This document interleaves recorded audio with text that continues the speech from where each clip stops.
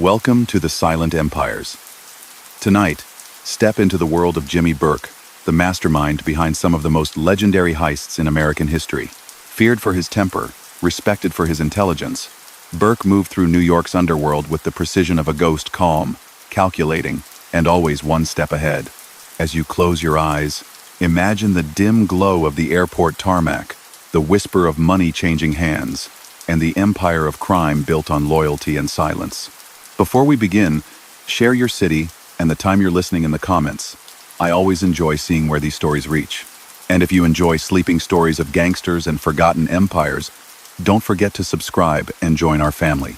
And also, like this video, your support truly motivates us to keep bringing you these untold stories.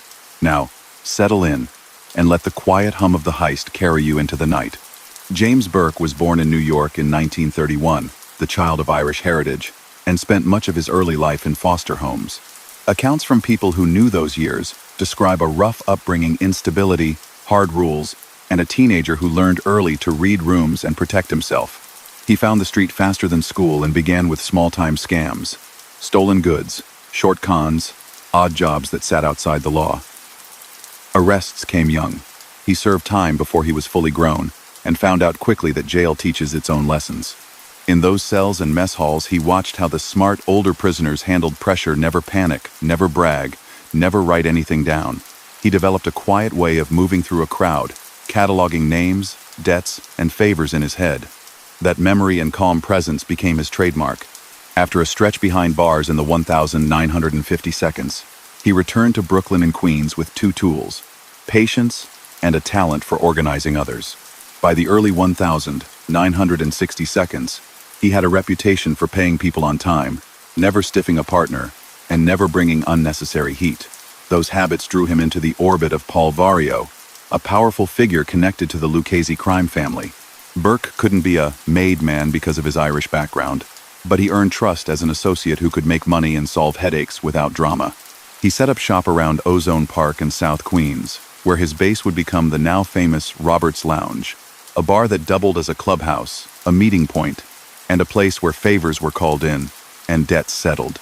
The sign outside was ordinary. The conversations inside shaped fortunes. In that era, the airport Idlewild, renamed John F. Kennedy International, was growing into a hub that moved cash, jewelry, electronics, and medicine at a pace the city had never seen. Each night, sealed containers, couriers, and trucks rolled out to warehouses and banks.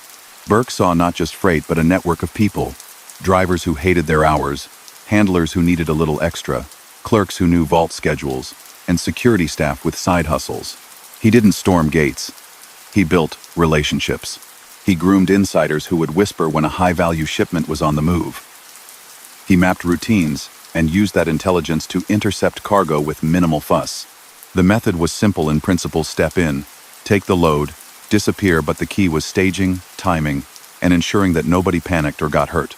He favored speed, rehearsed roles, and respect for the clock. People still got shaken up. Trucks went missing. Companies took losses. But he kept the temperature low enough to avoid national headlines most nights.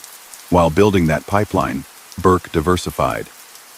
He ran loan sharking operations, cash lent to people on tight timelines, and expected punctual payments. He took pieces of bookmakers' action and controlled corners where gambling money flowed in from sports seasons, cards, and numbers. He had a knack for making each part of the business feed the others. A driver who needed a loan might pass along an airport tip. A bartender who saw trouble brewing could steer a hothead away before a fight spilled into the street.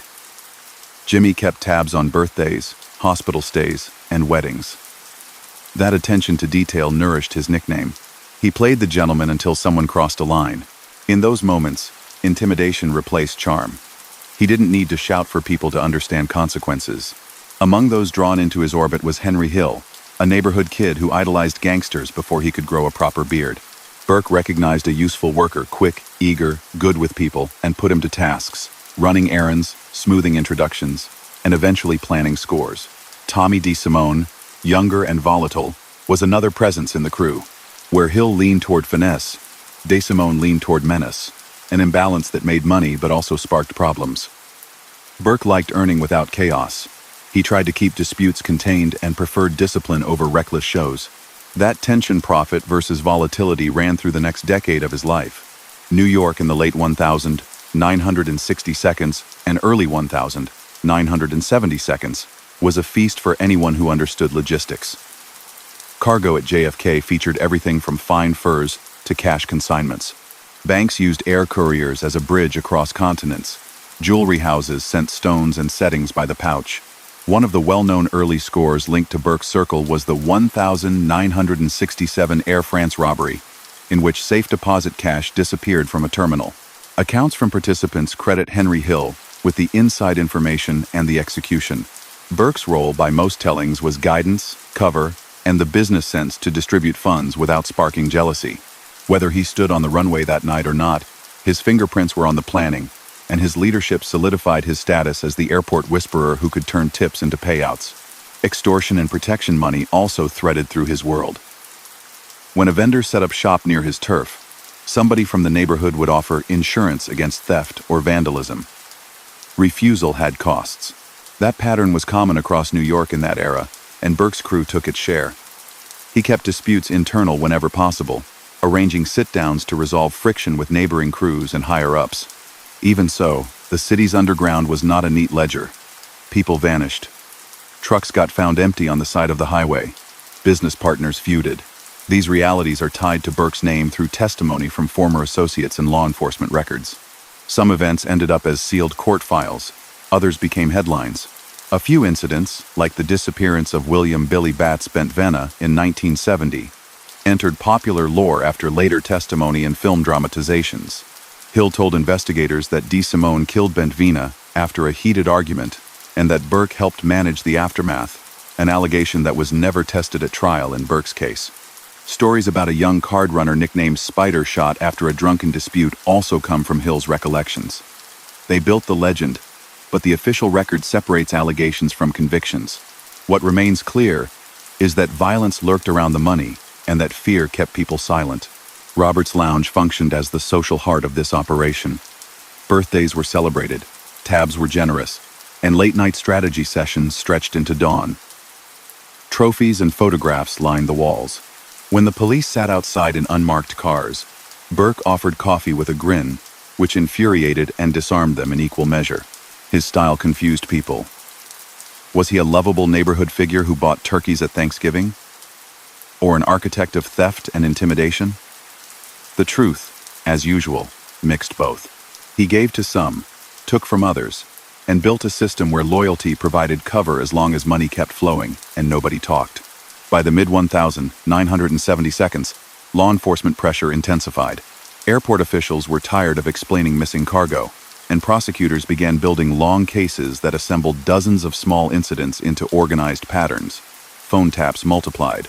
Informants, some coerced by debt, others by fear of prison, started cooperating. Burke understood the temperature and tried to tighten the circle. He reminded his people to avoid drugs, to minimize showy spending, and to respect basic rules. Be on time, keep your mouth shut, and never leave a trail. But money tempts discipline. Some in his orbit drifted into narcotics, fast profits, faster heat. Those side deals would later help prosecutors pry open the crew's secrets. The figure at the center remained careful. He kept his family insulated, sent his kids to schools, and tried to maintain a divide between home and work. He was superstitious about paperwork. He didn't like cameras and avoided his name on leases. He invested in restaurants and small businesses, places where cash moved freely and explanations came easy. His habits understated clothes, clean car, polite talk, hid a mind always running calculations: who owed, who might break, where the next opportunity lay, and which risk could be smoothed with a phone call. The biggest opportunity of his career emerged in 1978 from the same airport he'd watched for years. A Lufthansa terminal at JFK handled cash from overseas revenue and currency that banks routed through New York before distribution. Inside the building sat a vault that sometimes held more money in one night than a neighborhood would see in a year. A man on the inside, facing his own troubles, let slip that an unusually large sum would be sitting there around the holidays. The figure sounded unreal. Millions in untraceable bills and valuable jewelry waiting for a flight to another branch. Burke, according to investigators and later testimony, took that hint seriously. He studied timing. weighed the number of people required, and considered the aftermath. He knew that a hit that big would trigger serious attention. The trick would be to move fast, reduce chatter, and get rid of anything that could be traced. He had done that dance many times on a smaller scale. This would be different. Before that winter night arrived, Burke kept the day-to-day going. Airport scores, loans, sports betting, and the steady rhythm of favors granted and collected. He expanded his Rolodex of drivers, expediters, and clerks who could be counted on to answer a late call. He reminded his regulars to keep their stories straight and their purchases modest. He watched members of his circle who tended to talk too loudly after a drink. His emphasis on discipline wasn't moral, this was a business decision. High-profile crimes bring high-profile scrutiny, and he wanted neither. By then, Jimmy Burke had already carved out a place in New York's underworld. He was not the loudest, not the flashiest, but he might have been the most methodical. He understood how to make 100 small edges add up to a living, and how to turn one big tip into a fortune. He also understood the price of that life. Constant suspicion, relationships built on fear as much as trust, and the knowledge that a single mistake, a van left in the wrong spot, a receipt, a brag could unravel years of work. The city had changed around him, but the airport still hummed like a giant machine that could be gamed by those who knew its rhythm. Burke knew it as well as anyone alive. Later, courts would convict him on charges related to sports betting schemes and tie him through testimony to the web of crimes that grew from this world. They would not convict him for the airport's most famous robbery, but his name would cling to it in headlines and books. In these years just before that event, you can see the patterns that made it possible. A calm leader, a loyal barroom network, a dense map of airport contacts, and the patience to wait for the perfect moment. The city slept under a thin layer of snow, lights blinking along runways and highways, and the man people called the Gent sat in a corner booth, thinking through the last details, still smiling softly when he paid the check. Snow dusted the runways on a cold December night in 1978, the kind of air that makes metal ring and breath cloud. At Kennedy Airport, freight handlers counted currency from overseas branches, sealed it, logged it, and moved it through a vault that felt safe because the routine had become habit. The city beyond slept unevenly, lights blinking along the Van Wyck, radios murmuring in cabs. In Queens, a low voice at a back table reminded a crew of the rule that built everything. Be quiet. Stick to timing. Don't improvise. James Burke had heard the inside tip, weighed it against years of experience, and decided the risk fit the reward. He wasn't chasing notoriety. He was pursuing leverage, the kind that could float his operations for a long time. Every instruction stressed speed, calm, and no unnecessary harm. He wanted a clean in and out, a van gone before dawn, and silence afterward. Nothing else. The job that followed would be remembered for its scale. Early on December 11, masked men entered the cargo building, controlled the scene without theatrics, guided night staff into a room, and moved with purpose. They didn't need complicated tricks. They had schedules, access, and a window before police patrols could pivot. Inside the vault sat cash and jewelry routed from Europe, pouches and bricks, worth more than most people would see in several lifetimes. Bags were loaded. Men kept their voices low. The crew left fast. No explosions, no movie stunts. Just a practice team working a clock. When the sun came up, the tally stunned the country. Millions in currency, plus valuable stones. Newspapers called it the biggest cash robbery in American history at that point.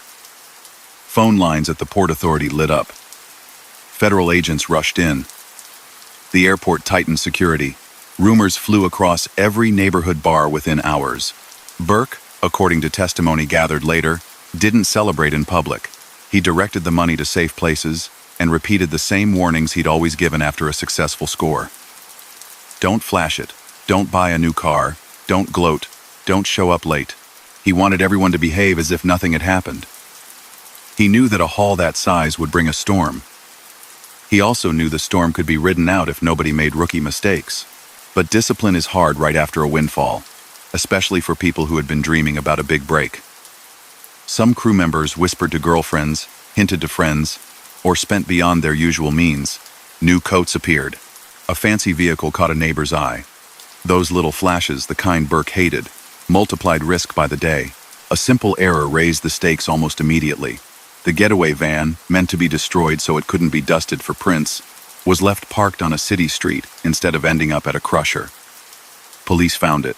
Technicians lifted fingerprints. Investigators started connecting names to faces. Within the crew, panic edged around conversations. Accounts from cooperators later put Burke at the center of a ruthless cleanup. Whoever had compromised safety might be removed. Whoever couldn't keep quiet or kept spending loudly might be in danger. Parnell Stax Edwards, the guitar, playing driver credited with the van mishap, was murdered not long after. Two men associated with the planning, Joe Buddha Manry and Robert Frenchie McMahon, turned up shot in a car. A gambler who had helped pass on the inside tip, Martin Krugman, disappeared. Paolo Lee Castri, tied to the underworld in his own right, was found dead. Louis Cafora vanished. Stories of more killings floated through the boroughs. The official record doesn't show convictions tying Burke directly to each death. Those links come largely from later testimony, wiretaps, and investigative files. What's consistent across those sources is the picture of a man determined to erase exposure and keep the money safe. While the headlines screamed about the airport, Burke kept working the older rackets that had built his name.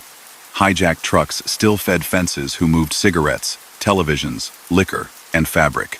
Loans still went out to people who needed quick cash to cover payrolls or gambling losses.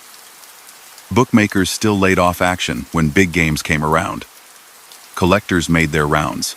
Robert's Lounge kept humming with neighborhood life. Music on the jukebox, old friends trading stories that mixed truth with bravado. Behind that noise, he measured risk day by day. He had seen empires fall when greed outran caution. He told his circle to stay grounded, skip the fur coats, hold off on big purchases, and treat every knock on the door as if a microphone sat behind it. Pressure from law enforcement intensified by the week. The Port Authority, FBI, and NYPD assembled a joint effort focused entirely on the Lufthansa robbery. The inside man at the terminal, Louis Werner, an airline employee with gambling debts, was arrested and eventually convicted for his role. He had supplied the schedule information that made the job possible, a connection that came to investigators through interviews with bookies and airport staff. Werner served time, but didn't deliver a full map of the network behind him. The task force chased dozens of leads, listening to phone calls, tailing suspects, and building timelines of meetings around the lounge and airport. They found hints and patterns, but not the smoking gun linking Burke to the vault that night. The silence he demanded, reinforced by fear, held. Inside his crew, different currents ran at once. One group hardened around the airport plays and the old-school rhythm of hijacks, never wanting to touch narcotics because drugs drew federal attention and violated standing rules from family leaders. Another set, younger or more impatient, drifted into cocaine deals that paid quickly but brought chaos. Henry Hill, who had grown from a teenage errand runner into a trusted go-between, slid into that faster lane. He was charming and useful, yet increasingly unreliable. Curiosity about fast profits seduced him. Burke disapproved of narcotics not from any moral objection, but because they invited surveillance and introduced partners he didn't know. He preferred what he could map in his head: cargo schedules, truck routes, cash flows after sports weekends. Off-book cocaine deals created variables he couldn't control. At the same time, a different scheme drew his attention: college basketball point shaving. In the 1978-79 season, gamblers connected to Pittsburgh and New York circles looked for ways to influence margins in Boston college games.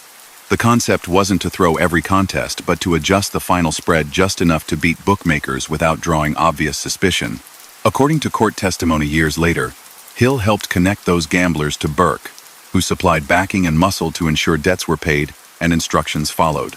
Players were recruited and paid to limit wins or losses to specific ranges. Bets went out through a web of bookmakers, so the action didn't look concentrated. The plan generated profits until patterns caught the eyes of people who watched line movements and game results for a living. When federal agents eventually tackled the case, they pulled at threads leading back to everyone involved, including Burke. He kept juggling. The Lufthansa money, celebrated in secret, couldn't be spent freely. The airport pipeline kept producing mid-range scores. The college scheme churned cash on good nights and headaches on others. And the murders that followed the robbery had sent a chill through every room he entered. Some who once greeted him with warmth started to weigh their sentences before they spoke.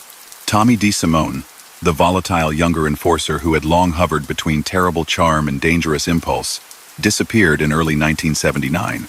He had drawn enormous heat with the killing of William Billy Bats Benvina, a Gambino family associate, years earlier, an act recounted later by Hill. Common belief in the underworld held that DeSimone's disappearance was payback from the Gambino side. Some suspected Burke helped lure him to a meeting because the fallout from that earlier murder had become unbearable.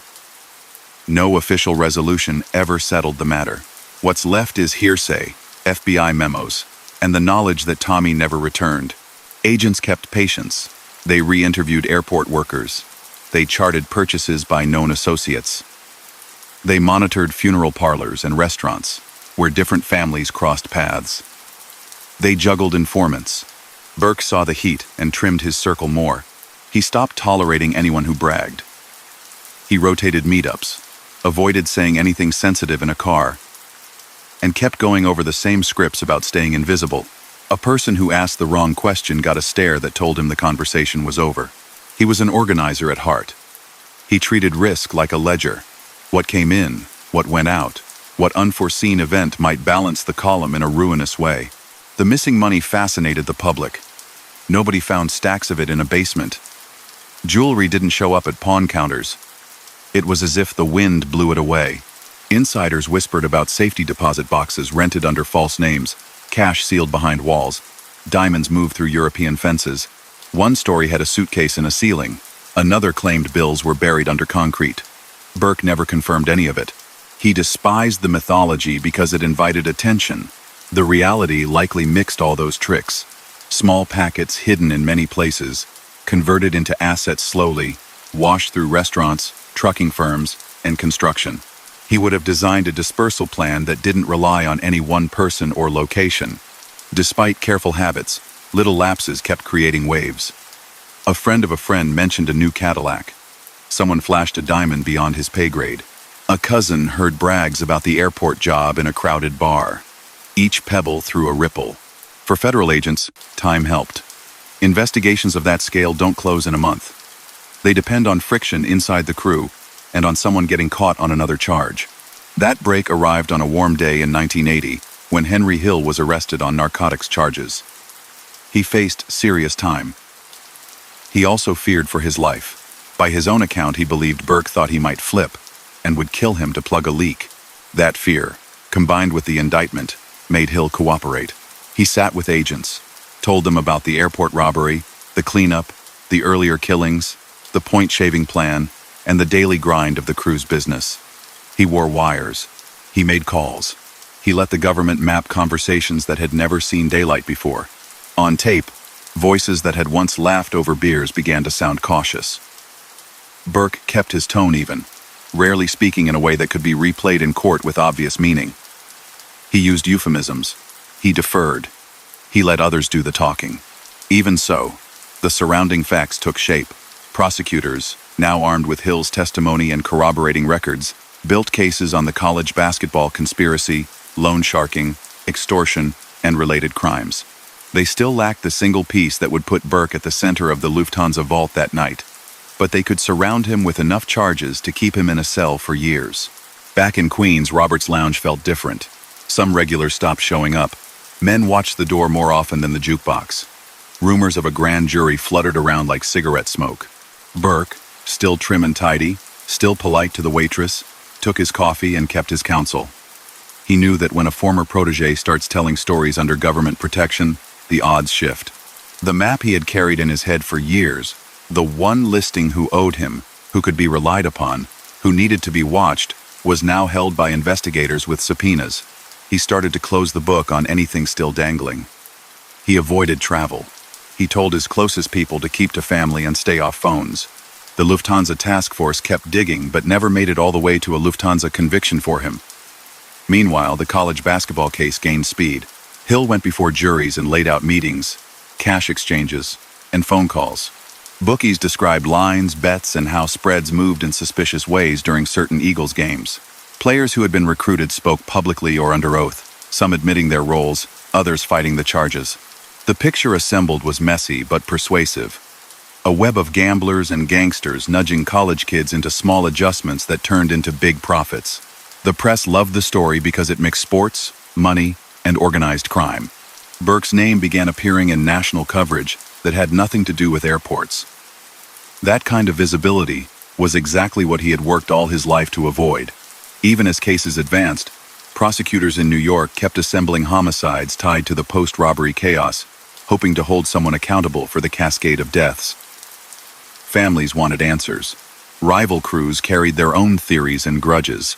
Courtrooms became places where the public saw only a slice of a larger, uglier world, enough to convict on particular charges, but never enough to cleanly trace every disappearance, every gunshot on a side street, every body found in a car lot.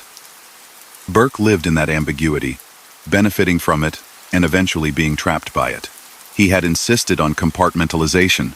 When the compartments cracked, only some could be pried open. The man at the center never lost the small courtesies. He still tipped well. He still kept his shirts pressed. He still coached younger earners in patience, even as patience no longer served him.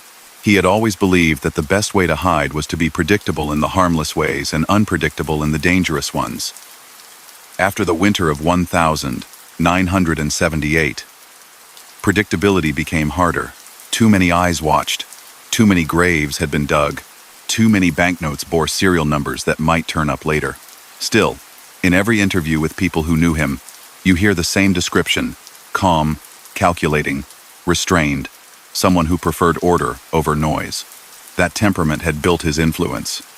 It would be tested fully as juries convened, witnesses testified, and judges handed down sentences that reached far beyond a single winter night at an airport. He moved through those months knowing that some chapters had ended the instant the vault door closed at JFK. The score that should have secured comfort had unleashed surveillance, betrayals, and headlines. The cleanup had created new crimes that multiplied his exposure. The side hustle with college games had opened a fresh path for prosecutors, yet he still believed in the rules that had carried him from foster homes to back tables. Never panic, never brag, never sign your name to anything you don't want read in court. Whether those rules would save him now, with former friends in witness rooms and tape recorders stacked on desks, was no longer entirely in his control. The choices of others and the weight of a city's attention had entered the room. By the spring, after Henry Hill decided to cooperate, investigators who had chased shadows for years finally had a guide. They watched old patterns in Ozone Park with new patience, logged license plates near Robert's Lounge, and transcribed phone calls that, until then, had sounded like everyday chatter. Hill told them how the airport plays worked, who answered to whom, and where money flowed on good weeks. He described the basketball scheme, the extortion habits, the steady hijacks, and the days when a quick threat could reset a debt. He also sketched the fear that settled over the crew after the airport's record-breaking theft, the way people began to vanish or turn up dead. He said Burke set the tone calm in the room, cold in the aftermath. The agents compared dates and names, matched them to reports from precincts around the city, and built timelines long enough to fill a wall. Life in the neighborhood changed as pressure mounted. Robert's Lounge, once a clubhouse where every corner felt safe for a private word, grew tense. Men leaned closer to hear, left through side doors, and felt eyes on them from across the street. Friends who could once count on a smile from the gent now saw a man who weighed everyone's risk. He still bought drinks for birthdays, still kept up the rituals of a local gentleman, but caution edged every move. He rotated cars, varied routes home, and stopped tolerating loud mouths. He had spent a lifetime making sure people saw him as modest and reliable. Suddenly, the city viewed him through a different lens, a suspected organizer at the center of thefts, loans, shakedowns, and the most famous heist in memory. The case that ripened first was the Boston College point-shaving investigation. What started as whispers about odd line movements in the 1978-79 season turned into a story with federal agents, state prosecutors, gamblers from Pittsburgh and New York, and college players who had been pulled into something larger than they understood.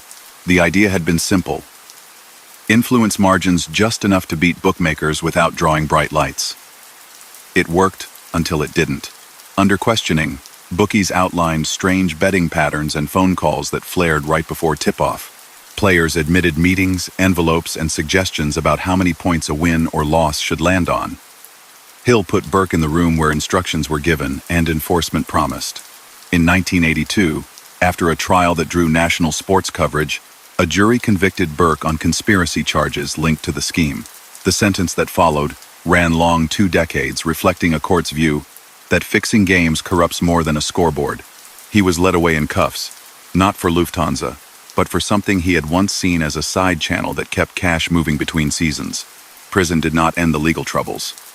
While he settled into a routine behind walls, early counts, visits from family, meetings with lawyers, detectives kept digging on killings tied to the post-Lufthansa cleanup and on older crimes that had never found closure. Interviews with grieving relatives produced names that kept pointing back to the same circle.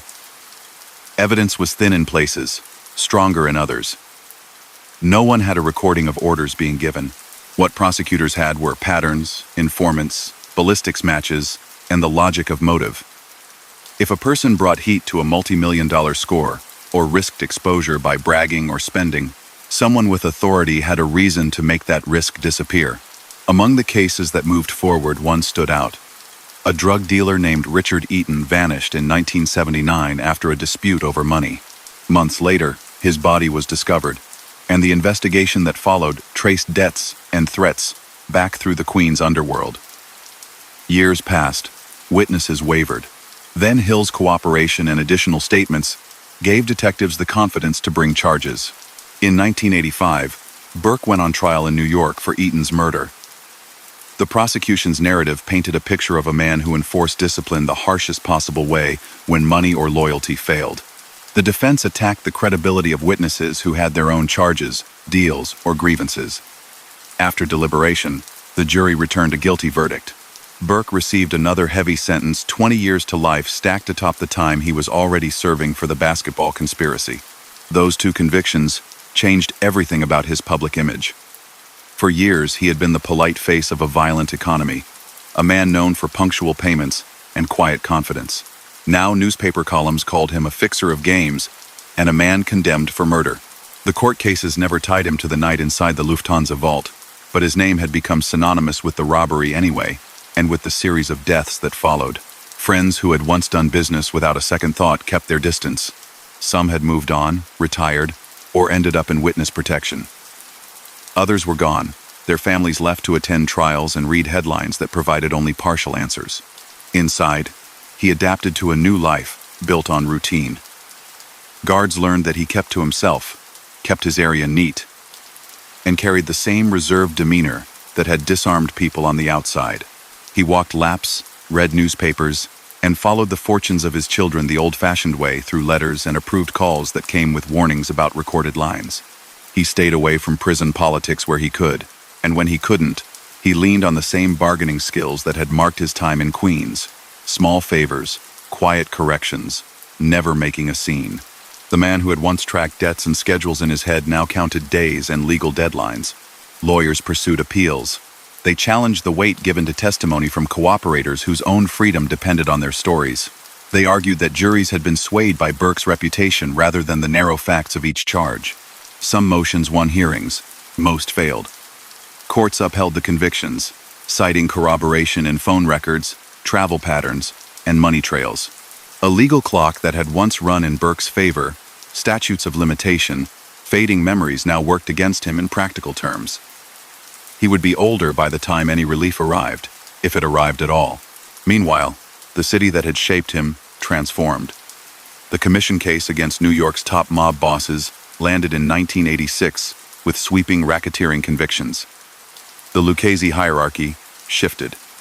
Paul Vario, Burke's longtime sponsor who had vouched for him in the 1,960 seconds, had his own legal battles and time behind bars. The old airport pipeline evolved as airlines modernized cargo tracking and security hardened after the Lufthansa embarrassment.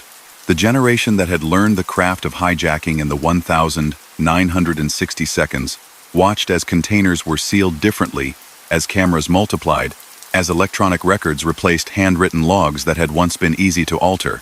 The niches shrank, and with them, the kind of influence a man like Burke could exercise even if he'd been free. The press kept returning to the Lufthansa story, whenever agents held a press conference or a writer published a new book. Each retelling emphasized the scale of the theft and the mystery of the missing cash. Reporters visited retired detectives, and asked whether they believed Burke had ordered the series of killings that seemed to wipe away loose ends. Many said yes. Some hedged, citing the gaps in evidence. The official answer remained unchanged. No one had ever been convicted of the robbery itself. Still, the anecdotal record, the stories told by people who had been in those rooms, kept pointing in the same direction. It was an unusual outcome for a man who valued certainty.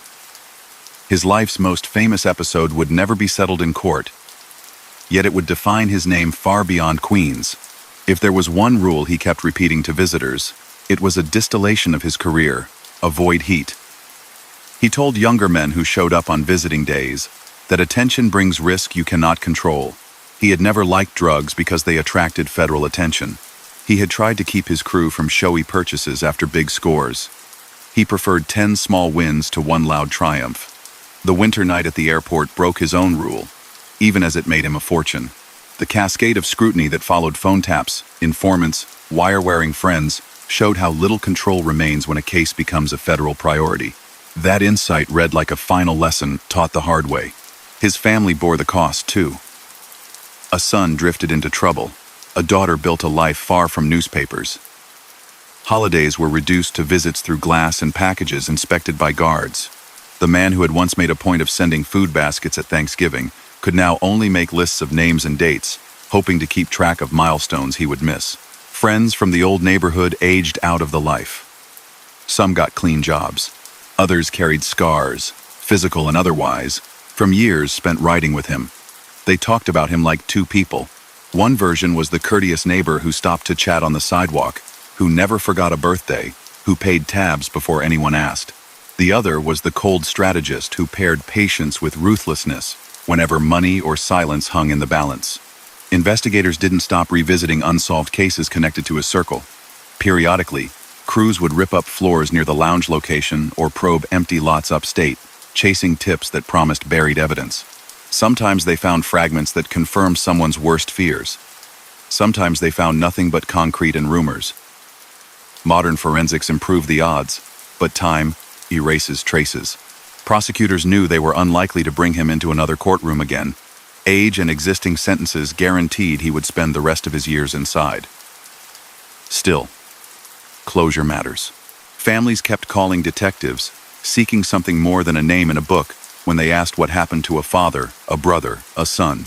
Looking back from a cell, the span of his career read like a map of post-war New York's underground economy. It began with petty theft and fences who paid cash for anything that fell off a truck. It grew into hijacked cargo, loans with punishing terms, and protection racks that taxed storefronts as a cost of doing business.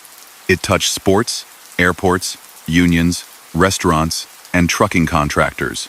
It benefited from lax security, cash-heavy operations, and the reluctance of victims to testify. And it ended the way such stories often do, with handcuffs, a set of numbers on a door, and a name that outlived the businesses it fed on. The legend felt glamorous from a distance. Up close, it was a ledger with more lines of harm than profit when the balance was finally taken. From the outside, people often made him into a movie character. Films borrowed details from his life: Robert's Lounge, the airport job, the backroom rituals, and polished them for the screen. He didn't see himself that way. By all accounts, he craved control and routine, not celebrity. He would have preferred to be left alone to count cash in a quiet bar and send drivers out on well-planned errands. Yet decisions made in the late 1970 seconds brought him the very thing he disliked most: sustained attention. Once the spotlight found him, it stayed. Cases far removed from his original hustle took shape around that light, and juries heard a story about calculation, intimidation, and cleanup that no defense could fully erase. In the end, 2 convictions defined his fate more than any headline about a vault at the airport. The basketball case put him away for a long time. The murder case ensured he wouldn't walk free again. The wider network he had built collapsed under its own weight, its members dead, imprisoned, or relocated under new names. The neighborhood bars that once served as headquarters for sideline economies became coffee shops, real estate offices, or boarded-up memories. Travelers at Kennedy rolled bags past cameras that watched every corner. The world that had made space for someone like him had shrunk. He aged in state custody, the sharp dresser now wearing standard issue greens, the man who once handled millions standing in line for a commissary purchase. News reached him about former associates through clipped notes and letters, a mention during a visit, or a paragraph in a newspaper. He learned to measure a week by small privileges: a phone call answered, a quiet afternoon in the yard, a legal envelope that held even a sliver of hope. He held himself together through habit, and through the same discipline that had once kept a crew in line. But discipline couldn't unwind the choices that brought him there. The story had turned, and there was no path back to the corner booth at Roberts. No safe late-night drive down the Van Wyck with the radio low. No return to the old balance, where he could be the charming neighbor and the behind-the-scenes boss, without the two ever colliding in public view. Yet even in that confined life, echoes of the old code persisted. He believed that silence protects you. He believed that attention kills you. He believed that punctuality and respect can get you far in a world built on debts. Those rules built him, then failed him when scale and betrayal overwhelmed them. He knew it. Visitors saw it in the way he listened more than he talked, how he sifted every question for hidden angles, how he avoided naming names even when newspapers had already printed them. The man called the Gent had crafted a mask of politeness that functioned as armor. In the end, it wasn't enough to stop the grind of courts, headlines, and time. Years inside pass differently. Mornings begin with a buzzer, not an alarm clock, and a man who once ran schedules for trucks and couriers learns to live by counts, chow lines, and lights out. He adjusted because that's what he had always done. He kept his area tidy, folded his clothes the same way every day, greeted the officers politely, and watched more than he spoke. He read newspapers front to back, noting which detectives had moved up, which prosecutors had switched offices, and which names from Queens still surfaced in police blotters. He paid attention to small details because details had kept him alive. On visiting days, he straightened his collar before walking to the room where families met across tables. He asked after school grades, health, work. He wouldn't talk business in a place where microphones might sit even in the legs of the chairs. He never had, and he wasn't about to start now. After the conviction in the basketball case, he faced a second courtroom on a charge from a different corner of his past. Prosecutors said a dealer had gone missing over a money dispute in 1979 and later turned up dead. They traced threats and arguments through the same social web that ran from South Ozone Park out to the airports and back. The trial unspooled with witnesses who carried their own baggage men, who had made deals, who had their sentences reduced, who had reasons to shift blame. The defense hammered at that. The prosecution answered with patterns, corroboration, and the logic of motive. The jury believed the state. He was found guilty and given a sentence measured in decades, stacked on top of the time he already had. He went back to a state facility upstate knowing that appeals take years and often change nothing. Outside, the city evolved. The federal case that targeted New York's top bosses scrambled charts that had been stable for a generation. Faces he had once met across back tables landed in federal prisons after long racketeering trials. Airport security tightened in ways he had predicted long before. Cameras where there had been blind corners. Locks that tracked access. Logs that couldn't be altered with a smile and a shrug. Cash moved differently, too. Electronic systems replaced some of the paper-based routines he'd exploited.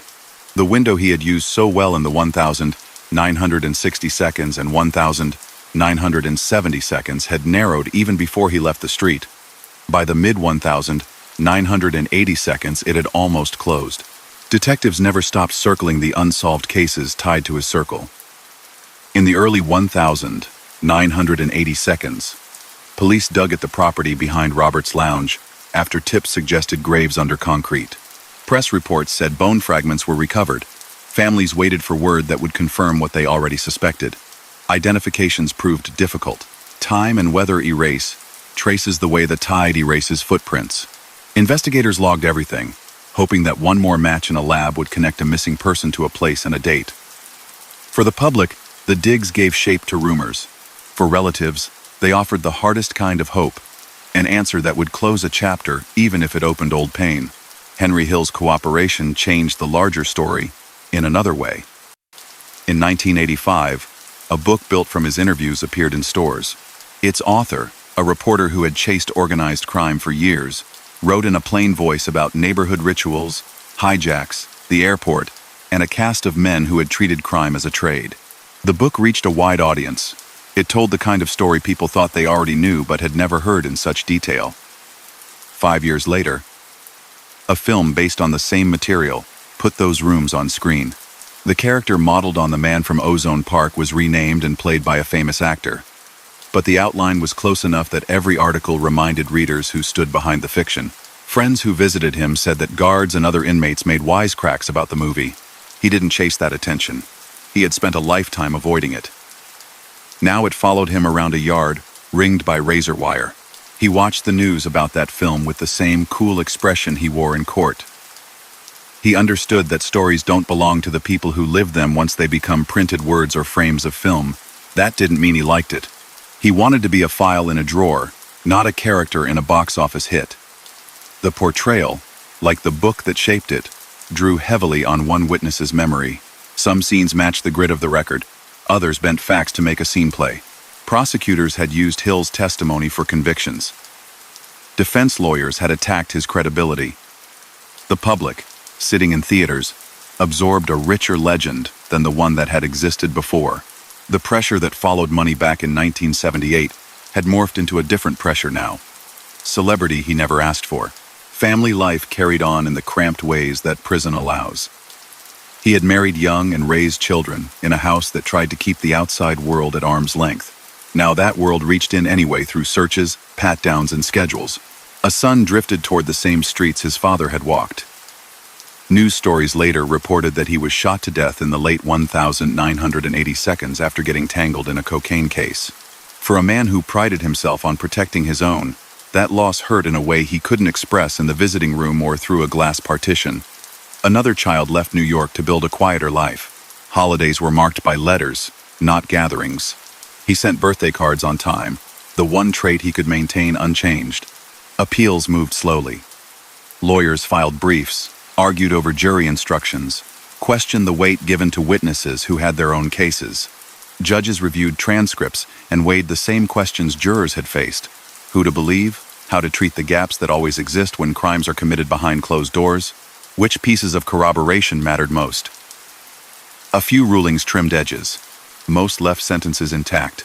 The law's patience can outlast a man's life when that man is already past middle age, and he knew it. From the state side, investigators kept grinding on Lufthansa leads without the one thing they lacked: a direct witness to planning and command, who could withstand cross-examination and detail orders on the record. Louis Werner, the airline employee whose death sparked the idea, had already been prosecuted and punished for his part. Others who might have known more ended up dead, vanished, or in a position where talking would make them targets. Decades later, new cases would arise around the long shadow of that night. But during these years, the best the task force could do was connect dots that pointed to him without delivering a verdict that said so. He was known as a polite prisoner, the same way he had been known as a polite presence on Liberty Avenue. He kept his clothes pressed, even when the only press available was the flat edge of a bunk. He avoided fights by stepping aside and offering the kind of offhand favor that diffuses a situation before it turns. He worked routine assignments and insisted on punctuality from himself, even when no one else cared whether a job in the kitchen or the shop ran on time. Routine, he told himself, is control. It had always been that way for him, long before headlines attached his name to an airport vault. The men he had once mentored fanned out to different fates. Some were already gone, their absences explained in one line in a newspaper, or not explained at all. Others had cut deals and disappeared into the protection program under new names in new places. A few found legal work and raised families that had no idea about the life their fathers had led. The circle that had gathered at Robert's Lounge, swapping tips and money in a place that felt like a neighborhood club, existed now as a memory.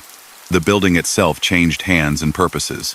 Locals walked by and remembered when a certain car always sat out front, when a certain man always nodded to passers-by with a smile and a folded bill placed just so on a counter. The longer he stayed in custody, the more he wrestled with the arithmetic that had once seemed obvious. Small scores had paid bills for years and carried manageable risk. The airport heist had brought a payday that no official paycheck could match, but had also unleashed heat, suspicion, and violence that could not be contained. He had warned people not to spend, not to boast, not to buy the shiny toys that call attention. Some had listened. Others had not. The cleanup that followed multiplied harm and exposure. Even if he never said the words that ordered it, even if the record could never draw a clean line from his voice to a trigger, the culture he enforced made those outcomes likely once panic set in. He knew that. He didn't say it out loud. He let the thought live where it had to live, unspoken. In the early 1990 seconds, reporters came calling again whenever an anniversary of Lufthansa rolled around, or whenever a new angle on the basketball case appeared. They asked retired agents what they still wanted to prove. They asked former prosecutors what would have closed the book. They asked writers how to weigh the lines between truth and story in a film that had made America talk. His name turned up in these pieces like a landmark on a map. He suspected it would always be that way. He was tied to a night that the country couldn't stop referencing, tied to a way of making money that seemed almost antique by then, tied to a style quiet, controlled, courteous that didn't fit the loud era that followed. Health issues began to surface. The air in old prisons is dry in winter, damp in summer, and never quite clean. He developed a cough that didn't go away. Doctors in state hospitals ran tests, scheduled treatments, and spoke in measured tones. Cancer was mentioned. He followed orders, took medications, kept appointments, and kept his face unreadable. He had never drunk to excess, never used drugs, and had always taken care of himself in his own way. Bodies carry what they carry regardless. He wrote down dates for his family so they wouldn't worry when visits had to be rescheduled. He told them he was fine. His expression said he knew better. Even as his world shrank to corridors, yards, and hospital rooms, the past kept knocking. Cases involving men tied to the old Lucchese crew moved through courts. Some names resurfaced in indictments related to extortion or construction rackets. Every time a reporter listed those cases, they linked them to older stories, and his name would appear as a historical reference, a reminder of a different period when a backroom in Queens could serve as a control tower for a web of thefts and loans stretching from Long Island to Manhattan. He had never wanted to be a symbol. Now he was one. The paradox of his life grew sharper with age. He had won loyalty with kindness and fear. He had made crime feel like a profession by organizing it the way a manager organizes a warehouse. He had avoided flamboyance because it shortens careers. He had set rules and punished violations. Those habits let him build a lasting operation in a city where many schemes burn out fast. Yet the same system bred the silence and retaliation that would haunt him after the biggest score of his time. People who had once toasted him began to look over their shoulders when they heard his name. Families who had never met him cried when the diggers showed up behind his old bar. He read obituaries the way some people read sports scores. He'd circle a name only he would notice. Someone who had staffed a crew in a borough 2 decades earlier. Someone who had carried a bag in from a truck and disappeared into a crowd. Someone whose last known address had started as a booth in a bar that no longer existed. He understood that every story like his ends long before a death notice runs. It ends the day the first subpoena arrives that a friend can't ignore. It ends the day a trusted ear becomes a microphone. It ends the day a fortune turns into a dragnet that no one can outrun. Through it all, he kept the old posture at a table. Shoulders square, eyes calm, voice low. If you visited him and tried to draw him into a conversation about who did what and when, he would change the subject. He would ask about your kids, about your job, about the traffic on the Van Wyck. He would tell you to be on time, to avoid attention, to live within your means. He had said those things his entire adult life. Now they sounded less like rules for making money, and more like advice for staying human in a world that wants to put you on display. He knew he would never see the corner booth at Roberts again. He knew he would never walk out of a side door into night air that smelled like snow and jet fuel, never sit behind the wheel and watch headlights trace along the highway to the belt. He did not indulge in regret the way movies like to imagine men in his position do. He made his choices and lived with them. What he did feel, according to people who sat across from him in those last years, was a depth of quiet that went beyond strategy. It was the quiet of an older man who understood how much harm had rippled out from rooms where he'd kept order, and understood that there was no way to put that back. Even then, investigators would still pull one more file on a slow afternoon. Still drive past a spot in Queens where a clue might have hidden.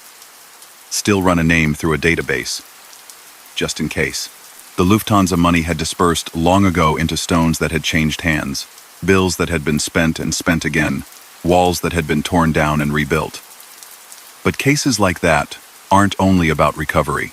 They're about telling a story in a courtroom with enough confidence that jurors nod together. That never happened for the vault. It happened in other rooms that defined his fate just as surely. He had wanted to avoid that kind of stage his entire life. In the end, the stage found him anyway. By the early 1990 seconds, his world ran on buzzers and counts. He rose before daylight, made his bed tight, shined the toes of state-issue shoes with a scrap of cloth, and kept to a path worn smooth on the yard. He read every line of the papers that came through, studying crime pages the way an accountant studies balance sheets. The names meant something to him.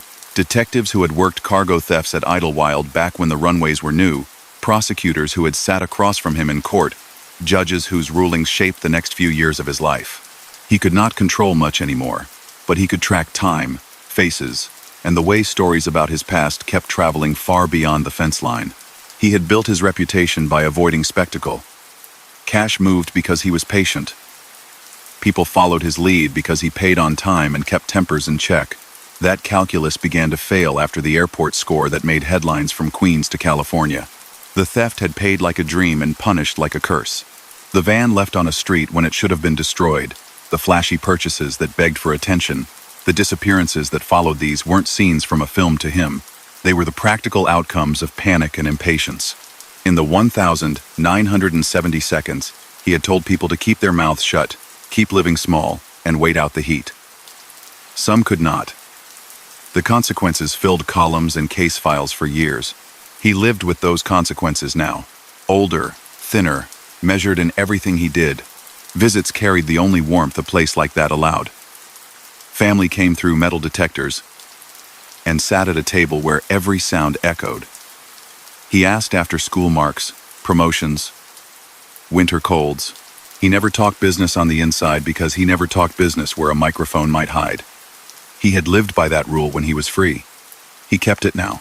He sent letters on birthdays, remembered anniversaries, told worn jokes, meant to keep the mood from collapsing into silence. Loss visited him the way it visits anyone who lives long enough. A child gone too soon. A friend fading away. A familiar face from Liberty Avenue turning up in the obituaries. Those moments landed harder because he could not reach across a room and hold on to anyone. He put the pain away the same way he put everything away quietly, in order, with no audience. The same order had once stitched together a set of businesses that touched much of the city. He had controlled loans with punishing schedules, took cuts from bookmakers who needed backing, steered hijacked freight through fences who specialized by product, and taxed storefronts for protection. He handled disputes with sit-downs when he could, and intimidation when he had to. He had a reputation for paying suppliers quickly, which ensured the next tip arrived on time. People in that world paid attention to reliability as much as to force. That was his advantage. It wasn't glamour. It was logistics and discipline applied to illicit markets that thrived on cash and fear. He learned early never to write what could be spoken, and never to speak what could be gestured. He avoided narcotics because drugs attracted federal attention and chaotic partners. He didn't drink much, didn't use, didn't boast. To outsiders, those habits sounded like ethics. To him, they were business choices. That's why he hated the sloppiness that followed the airport robbery. He had insisted on speed and silence. He had insisted on getting rid of the vehicle. He had insisted on keeping spending modest. The opposite happened in too many places at once. The van turned up. Prints were lifted. Agents started fitting people to timelines. The city's gossip spun into fear. Under that pressure, old loyalties cracked. People went missing. Bodies turned up. Loved ones waited for calls that never came. The official record tells part of that story. An airline employee who owed money fed times and locations to men who understood how to turn schedules into cash. Men with masks and a plan went into a building at JFK and came out with more than $5 million in currency and close to another $1 million in jewelry, a sum that stunned agencies across the country. The inside man went to prison. Others never saw a courtroom for that night. What followed: murders, disappearances, a chill that ran through every room in Ozone Park, lives in testimony, FBI memos, barroom whispers, and the grief of families. Prosecutors never brought him to trial for the robbery itself, but his name never left the story. That is how legends work. Courts close cases. Legends don't. If the heist had carved a shadow over his life, the basketball conspiracy wrote the first long prison term in clear ink. In the 1978-79 season, gamblers and fixers reached into a campus world and paid players to land wins and losses on chosen margins. The plan was not to throw the whole season, but to shift the math just enough for bets to slide in under the radar. A few people got greedy. Bookmakers noticed strange surges. Federal agents put it together. Years later, in a courtroom crowded with reporters, players described meetings in envelopes, gamblers traced calls in cash, and an associate from Queens placed him in the chain of command. He was convicted of conspiracy in 1982. The sentence stretched long, measured in decades. He went in knowing the law would not soon open a gate for him. 3 years later, another verdict added decades to his future. A dealer who owed money had vanished, then was found dead. The state built its case on motive, patterns, and voices who had moved in his circle. The defense attacked credibility. Jurors sided with the prosecution.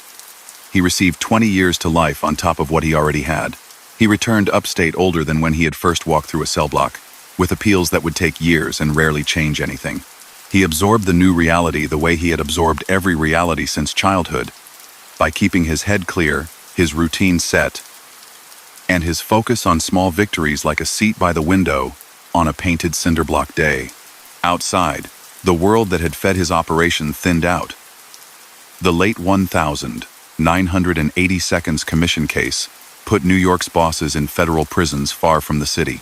Paul Vario, the Lucchese capo who had sponsored him as an associate back in the 1962, died in 1988 after serving time. Security at JFK became layers deep. Cameras covered doors that used to sit unwatched. Access logs ran on systems no clerk could adjust with a wink. Trucks carried sealed containers. Electronics tracked cargo. The old method of using relationships with handlers and drivers to time a move grew harder by the month. The way the underground moved money changed too. Plastic replaced paper. Record keeping improved. Scams that depended on lax documentation didn't survive the upgrades.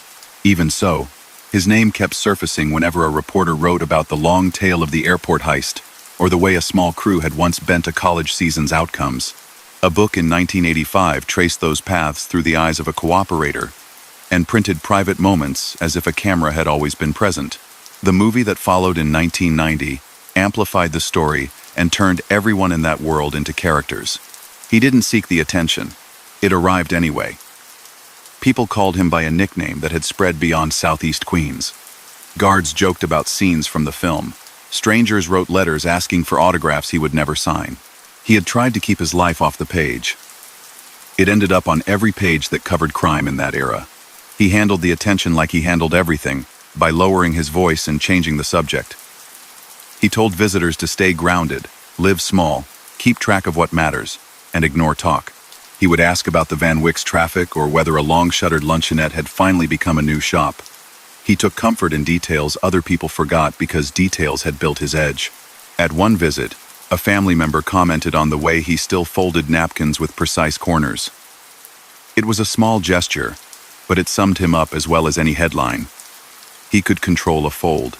He could not control the arc of his life anymore. Health problems made that arc even tighter. A cough grew into an alarm. Doctors looked. Tests showed what everyone feared.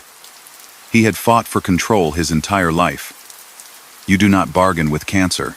He followed instructions, made appointments, rested when the staff told him to rest, and never admitted pain where anyone but his closest people could see it. He had always kept his face steady in moments that would shake others.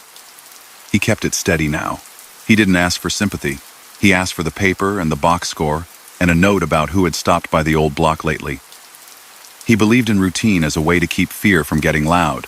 Agents never fully closed the book on crimes linked to his circle. Crews went back to the property behind Robert's Lounge and broke open concrete because a tip said someone might be buried there.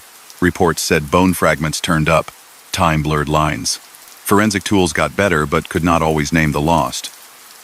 Some families received answers. Others received only more waiting.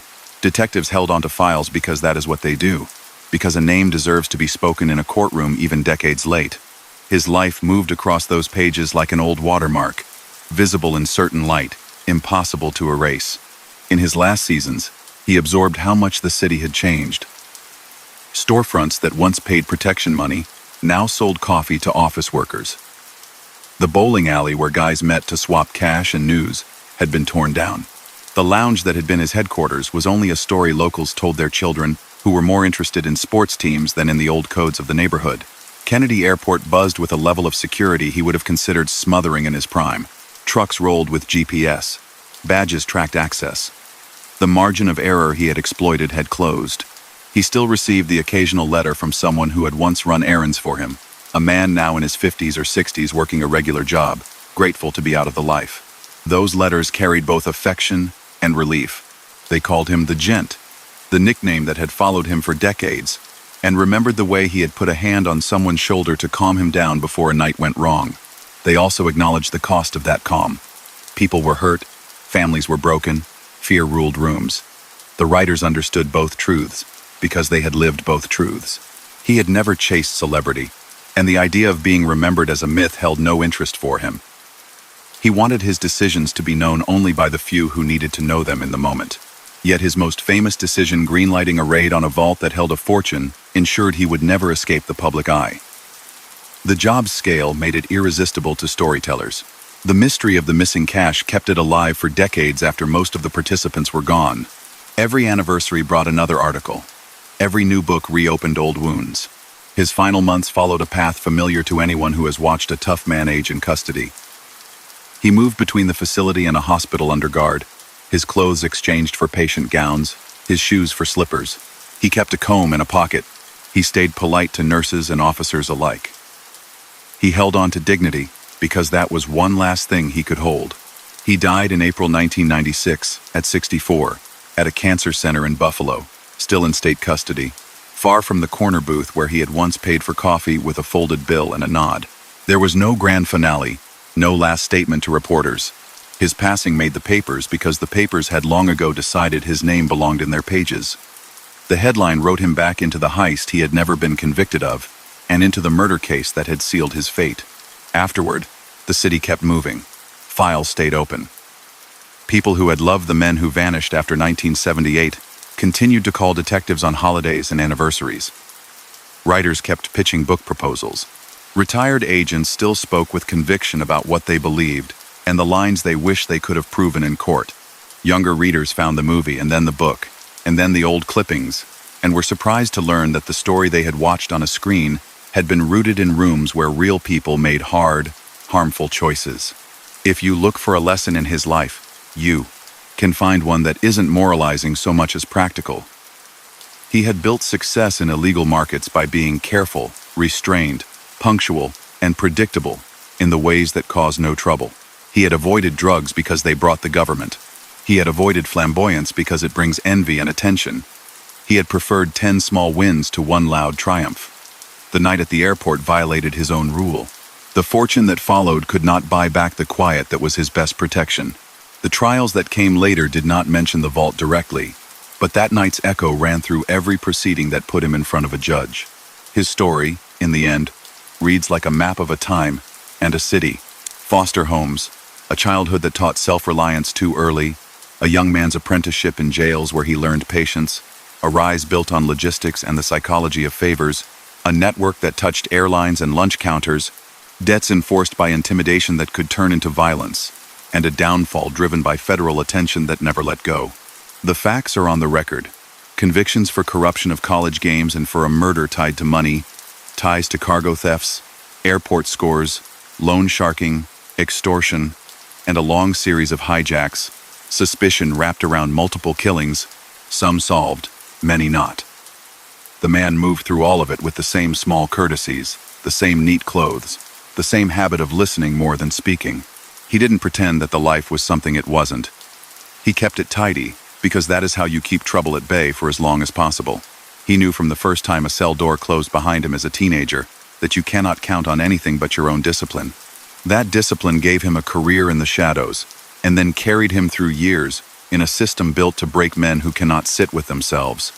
He sat with himself. He watched the yard fill and empty. He tipped his chin to familiar faces and strangers alike. He let the legend swirl over his head without feeding it. And then he was gone, leaving behind a story still argued over in bars and squad rooms, still taught in academy classes about how organized crime once threaded itself through everyday life in New York, still carried in the memories of families who lost someone to a night when a vault door opened and a city changed. After he died in 1996, his absence didn't quiet the subject. The story kept moving without him, pulled along by investigators who couldn't stop asking questions, by families who still wanted answers, and by writers who kept returning to the winter night that had defined his name. In Queens, people drove past the block where Robert's Lounge once stood and told younger relatives what the place had meant when air cargo ran on handshakes and handwritten ledgers.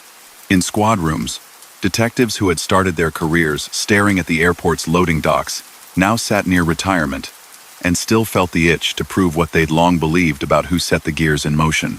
The map of his life had already been drawn in broad strokes: foster homes, early arrests, a calm apprentice turned organizer under Paul Vario's wing, a business built on hijacks, loans, and protection, a bar that served as headquarters, an airport that functioned like a cash river, and then a heist that paid like a miracle and punished like a storm. Courts had convicted him for a college basketball conspiracy and for a murder tied to money. The airport robbery never reached verdict with his name on it, yet it stuck to him wherever his story was told. That combination, convictions here, mysteries there, ensured people would keep reopening boxes long after the man at the center was gone. The years after his death brought one development after another. Federal agents re-examined evidence with newer tools. Old tapes were replayed, transcripts retyped, leads from long quiet sources compared against files that had sat forgotten in cabinets. In the summer of 2013, agents and local police turned up at a small house in Queens that had once been tied to his family. They broke open floors and sifted dirt, a scene that made evening news because it suggested the past still had something left to give. Reports at the time spoke of remains and fragments. Even when results took months and answers remained limited, the dig sent a message. Unfinished business still pulled at the people who had worked the cases. The following year brought an even brighter spotlight. In early 2014, federal prosecutors unsealed an indictment that reached back decades to the same airport vault. A veteran from a different family was charged in connection with the Lufthansa robbery and related acts. Court papers relied on old relationships, fresh wiretaps, and long memories. On recordings made in recent years, a gravelly voice complained about who had profited and who had been left waiting, naming names from a vanished era and stirring the embers of a story the city knew by heart. The case went to trial in 2015. Jurors listened to weeks of testimony, read transcripts, weighed the age of witness memories against the government's exhibits, and came back with acquittals for the robbery. The headline said the airport's most famous theft remained unsolved in court, even as most observers still spoke about the same core group when they told the story in private. That outcome didn't please investigators, but it captured the paradox that had always surrounded the heist. So much about that night was mapped. The route in, the route out, the logistics, the target. So little had ever been pinned to a single speaker and a single set of words that said, "Go." The men who might have testified most directly were dead or missing. The rest spoke from a distance by hearsay, by recollection, by the documents of other schemes. For the public, the trial revived the old names and put the long shadow of the Ozone Park crew back on front pages. For the families of people who had disappeared after the heist, it reopened wounds and yielded little closure. For the legend of the man who had died 2 decades earlier, it added another chapter in which his presence was felt without him appearing in the dock. Cultural retellings kept the narrative alive too. The book built from Henry Hill's testimony never left print, and the film it inspired kept finding new audiences through television and streaming. Interviews with Hill late in life, before his death in 2012, revisited the airport, Robert's Lounge, and the code that Burke enforced. Some days Hill defended his younger self as a kid swept into an irresistible current. Other days he admitted that greed and fear had pushed everyone over a cliff. Either way, every retelling used Burke as the still point around which the story spun. The calm voice, the stopwatch mind, the taste for order that could turn into cold enforcement when money or silence slipped. Details that had once felt obscure became common knowledge. People who had never walked past a cargo building learned how a loan shark's schedule works. They learned how a bookmaker manages risk by laying off bets. They learned the difference between a hijack planned with airport insiders and a smash-and-grab truck job on the highway.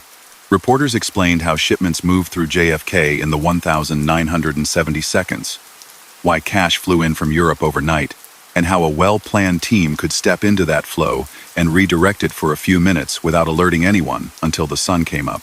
They explained why a man like Burke avoided narcotics, not because he claimed a moral line, but because those deals brought federal heat and unpredictable partners. As the story widened, so did the view of collateral damage. Families of missing men kept speaking up. They talked about holiday tables with empty chairs and birthdays marked with candles and no guest of honor. They pushed for digs, for DNA testing, for someone to say out loud what had long been whispered. Some received answers in the form of identifications years after a disappearance. Others received only silence that deepened over time. When victims' names showed up in court or in a book, relatives watched the public treat their loss as a plot point in a familiar tale. They wanted the city to remember that these were people, not only characters connected to a headline. The crew's internal economy, described in court and in memoirs, came into sharper focus for readers who had only known the movie version. Burke had built redundancy into everything. If one driver went down, another could make the run. If one fence balked at a load of televisions, another specialized in moving that exact product through outer borough warehouses. Tips came from bartenders, cabbies, porters, clerks, and mechanics. He paid on time because promptness produced loyalty and kept tips coming. He corrected missteps early because delays grew expensive quickly. He mixed smiles with consequences. That system lasted because it was run like a sober small business, not like a chaotic smash-and-grab outfit. The bigger it got, the more he tried to keep it quiet and segmented. The enormous score in 1978 stressed those safeguards to the breaking point. One by one, more strands of his extended circle surfaced in other cases. A daughter married into another notorious line, tying two underworld families by ceremony, a union that became its own item in crime histories. A son died young in a street shooting tied to drugs, a bitter echo of the very trade his father had warned people to avoid. Old associates from the airport days either moved on, disappeared, cooperated, or died. The faces that once filled the lounge dwindled to a handful of gray-haired men telling stories over coffee, their voices dropping at the parts someone else might still care to hear. Academics and former agents wrote retrospectives about the airport's vulnerabilities then and now. They described how cash moves differently in the modern system, how digitized records and surveillance have tightened the links that were once easy to break. They pointed out how the 1,970 seconds fiscal crisis in New York had starved agencies of resources at the exact moment air cargo exploded in volume, creating gaps that crews exploited. Burke had read those gaps like a mechanic reads an engine listening for the misfire, learning the rhythm, fixing what he could reach, and working around what he could not. The irony, those writers noted, is that his success helped shrink the space for similar operations. Lufthansa pushed airports, airlines, and banks to harden procedures in ways that throttled the very trade he had mastered. There were smaller pieces too, the little documents that surface when a life has been lived in files. A photograph from the 1,960 seconds that showed a neat suit at a community event. An old police report about a stolen truck recovered empty by the side of a highway in Nassau County. A payroll ledger from a tiny restaurant that masked untaxed revenue. Arrest logs from a teenage year where a boy bounced through courts and training schools before he found a mentor in a neighborhood bar. Put together, they painted the same picture you got from the big events. A person who found control where he could routine, respect, timing, and used it to climb inside an economy that ran on cash, favors, and fear. In quiet ways, the legacy also lived in law enforcement training. Recruits studied the Lufthansa investigation not only for how the robbery was executed, but for how the aftermath unfolded. Impatience among participants, showy purchases, the danger of leaving a vehicle intact, the tidal force of a single large crime, pulling every associated case into its wake. They studied the basketball case as a lesson in how organized crime can corrupt institutions that seem far removed from street extortion or airport theft. They read court transcripts to see how prosecutors weave testimony, phone records, and travel logs into narratives that can survive cross-examination. In those rooms, Burke was a case study, methodical on the street, hard to convict on the biggest job, ultimately brought down by adjacent schemes and the human weaknesses of his circle. People who knew him in the 1,960 seconds and 1,970 seconds tended to use the same phrases when asked in later interviews. Calm, punctual, neat, generous to waitstaff, patient with earners, until he wasn't. Gen listener. They said he could see 3 moves ahead in a room where most men saw only the next drink or the next brag. They also said that the same gift for planning turned icy when someone broke rules that he viewed as non-negotiable. In that sense, the portrait that emerged after his death matched the one formed while he lived, a gentleman's manners covering a hardened manager's mind. Writers tried to weigh what was proven against what was probable. Proven convictions for the college scheme and for a 1,979 murder. A long record of arrests tied to theft, hijacks, and extortion. Documented links to the Lucchese family through Paul Vario, a base of operations at Robert's Lounge, a network of airport insiders and fences, and leadership over a crew that included young men later made famous by a book and film. Probable, based on testimony and patterns, a leading role in planning and dividing proceeds from the Lufthansa robbery, directing or approving the purge of people viewed as risks afterward. Involvement in other disappearances that were never charged to him. The separation between proven and probable mattered in court. In public memory, the line blurred. There is one more aspect that came into view with time. The cost to the neighborhoods that once viewed men like him as providers of stability. In the short run, a loan shark covers a payroll when a bank won't. A fence buys a shipment that a struggling driver decides to sell off the books. An extortion tax is folded into the price of a sandwich so a deli can stay open without vandalism. Those arrangements feel local and manageable when everybody plays by the unspoken rules. Over years, they drain the same streets of opportunity, harden young men into roles that end in court or early graves, and leave families to pick up pieces. People who had once accepted the trade-offs began to say that out loud when the romance of movie scenes faded and the human tally sharpened. As for what he would have said about all of this, the record suggests he wouldn't have said much. He avoided interviews. He avoided public statements. In court, he sat in a pressed shirt and let lawyers argue. In visiting rooms, he asked about traffic and schools. He believed that words create trails. He lived in a world where trails get men buried or locked away. Silence had been his shield.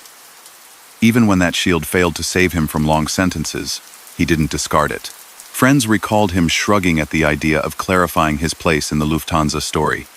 If a court hadn't made the finding, he saw no reason to add his voice to the noise. That silence left room for others to shape the final view. Some cast him as a genius of illicit logistics. Some cast him as a quiet tyrant.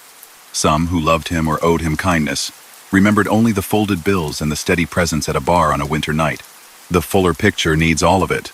The calm, the precision, the money flowing through hidden channels, the fear that kept mouths shut, the violence that everyone knew hovered behind the courtesy, the courtroom outcomes that ended his life outside, and the afterlife of investigations, trials, and pop culture that made sure his name did not fade.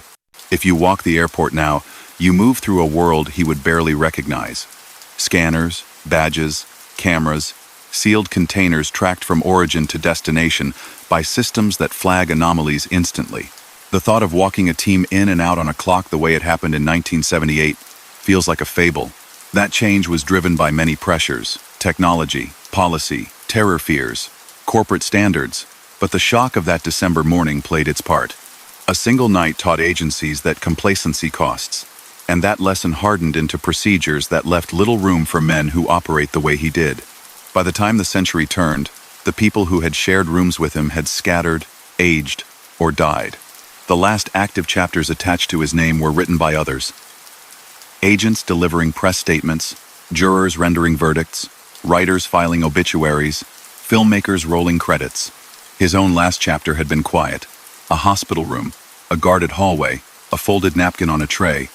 A man who prized order, keeping what order he could until there was no more to keep. The legend will always follow the airport money. The reality ties that legend to every ordinary moment in which he cultivated trust, collected debts, kept watch over schedules, and balanced the books of a hidden economy. That is the shape of his story in the years after he was gone.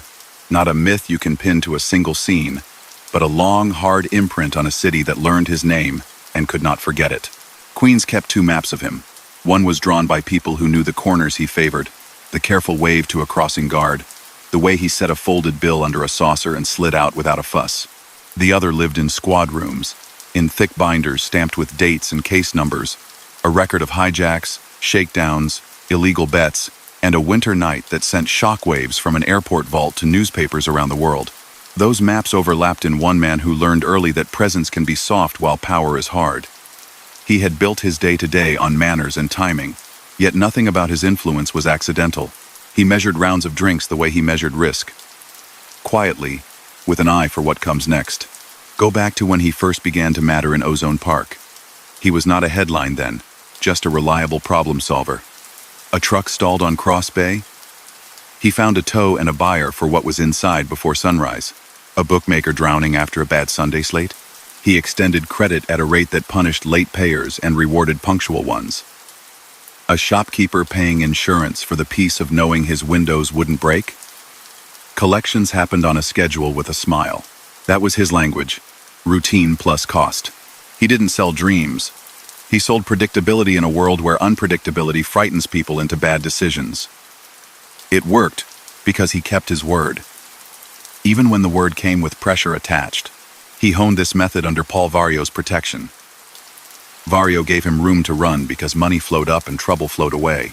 Burke could never be made because of Irish blood, yet he was permitted to act with authority. Associates answered to him. He answered to Vario. He led by never wasting time. If a kid showed talent, fast feet, good memory, steady nerves, he put him on errands that taught discipline, carry a package, say little, be on time. That's how Henry Hill learned the ropes.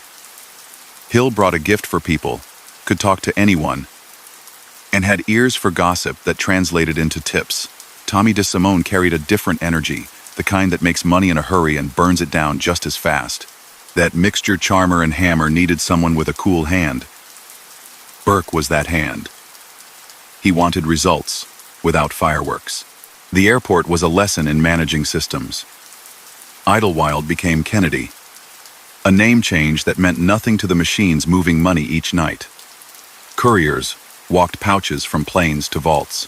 Bank packets sat on racks waiting to ride again. Cargo doors swung open onto runways edged with frost in winter and heat shimmer in August. He looked at the operation the way an engineer looks at gears, see where force can be applied without breaking the teeth. He didn't stage theatrics. He staged timing.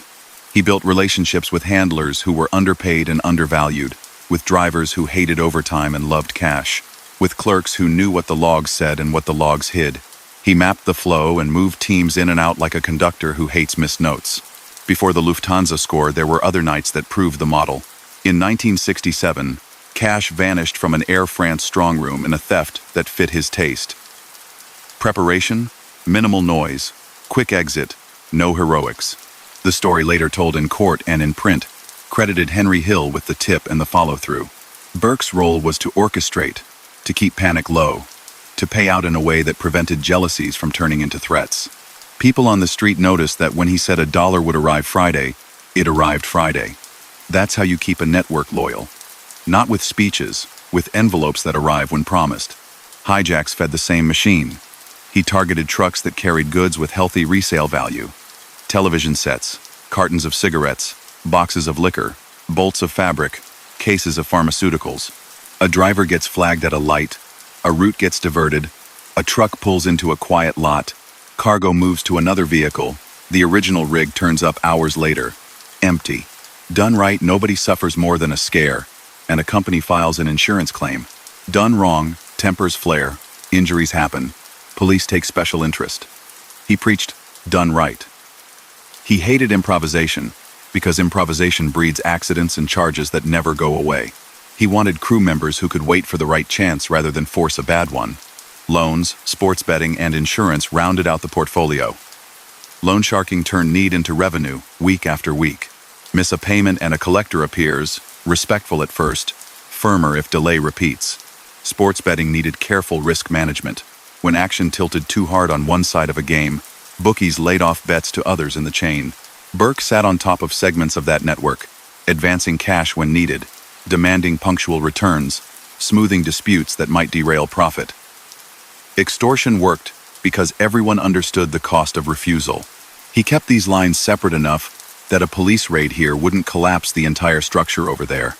That compartmentalization, who knows what, who reports to whom, kept him from being easy to prosecute during his peak. He operated an enterprise yet avoided the paper that would prove it. The Lufthansa robbery vaulted him into a realm where discipline would be tested by greed.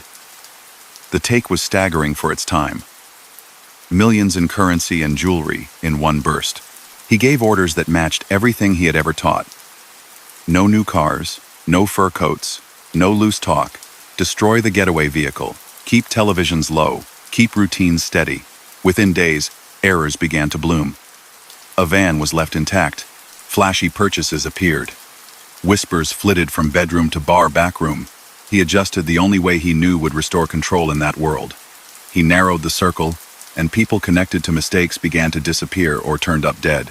Law enforcement believes, based on testimony and patterns, that he directed or approved a purge.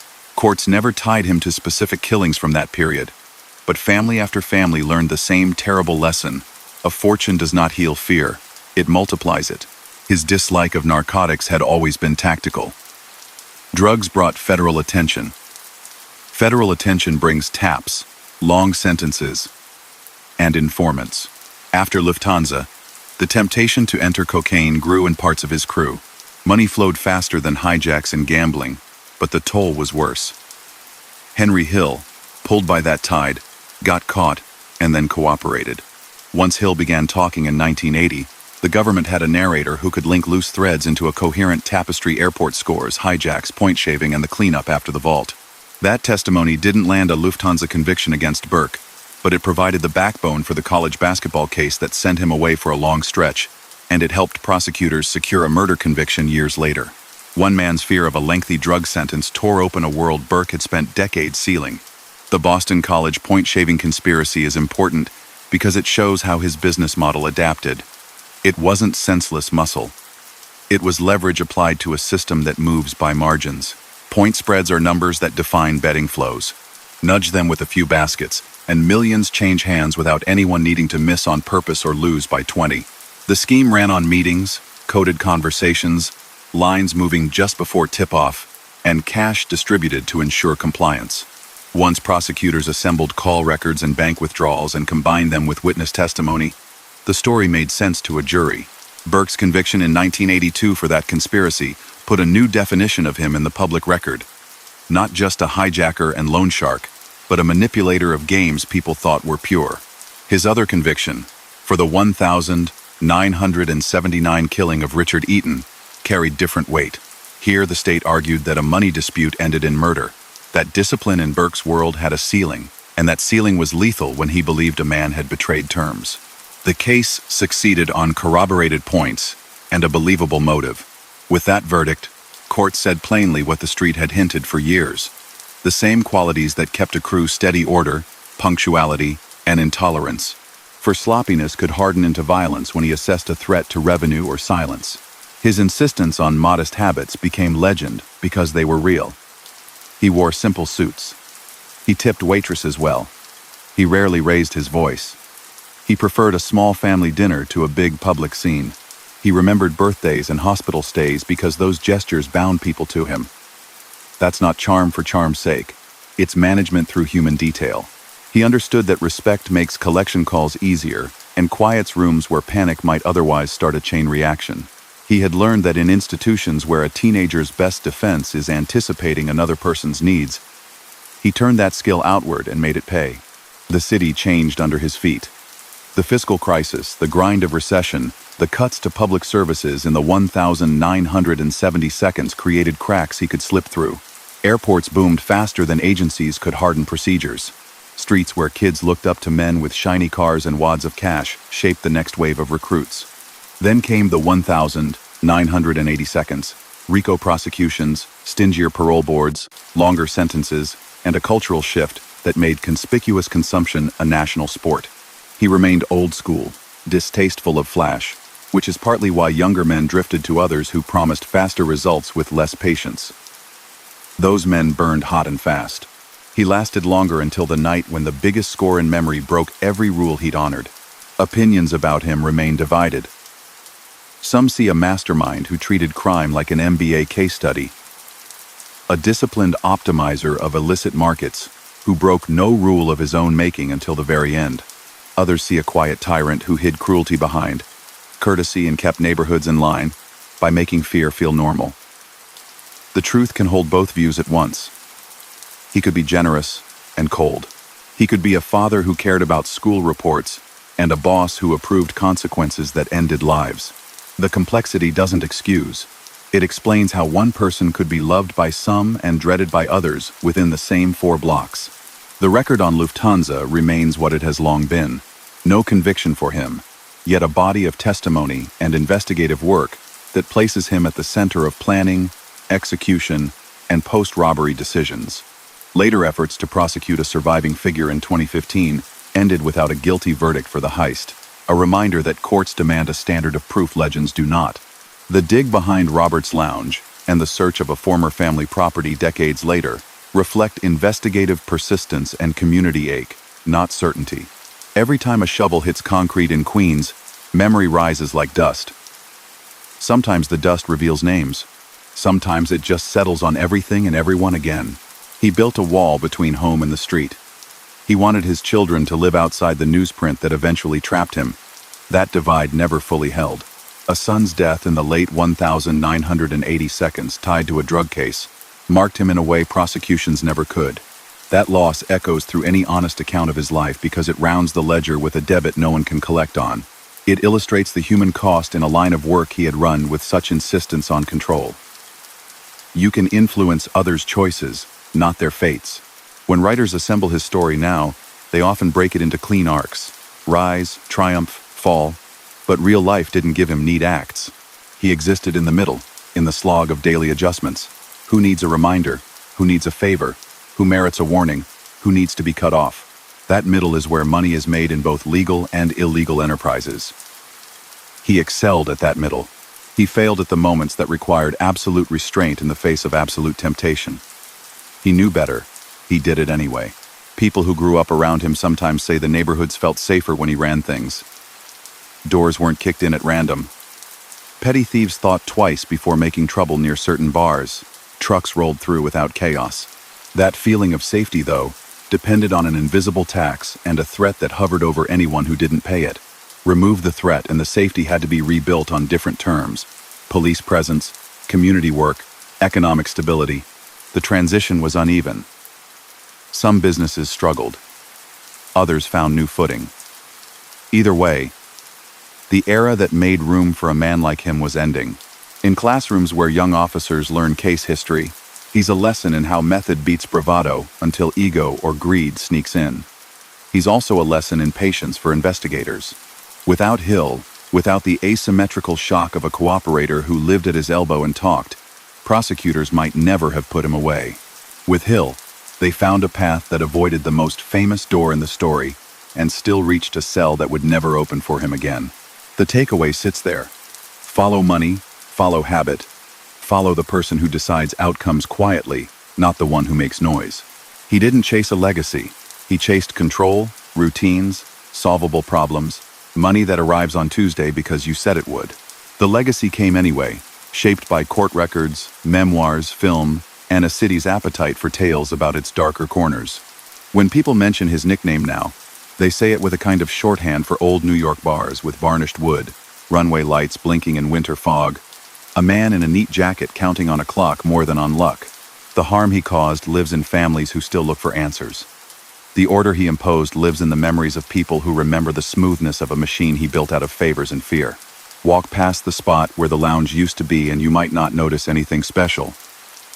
That's fitting. He preferred places that didn't announce themselves. The real footprint isn't in the ground. It's in the way airports changed procedures, in the way bookmakers learned to watch their own line movement patterns, in the way banks thought twice about routing untraceable cash through a single overnight vault, in the way a bar in Queens can become a symbol for a time when a gentleman's handshake could cloak a criminal's calculus. His life sits there, between gesture and consequence, between courtesy and coercion, between a quiet tip and a courthouse door that swung shut and never swung open again. Long after the headlines faded, the outline of his life stayed etched into the city's memory. People who had never met him could still tell you how a quiet man with crisp cuffs and a soft voice turned a bar in Ozone Park into a switchboard for money that moved at night.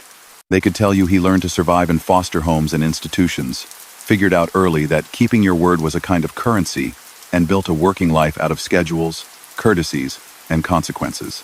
They could name the airport that made him rich in whispers, the crew that carried out his plans, and the long investigation that tried and failed to attach his name to that single winter night.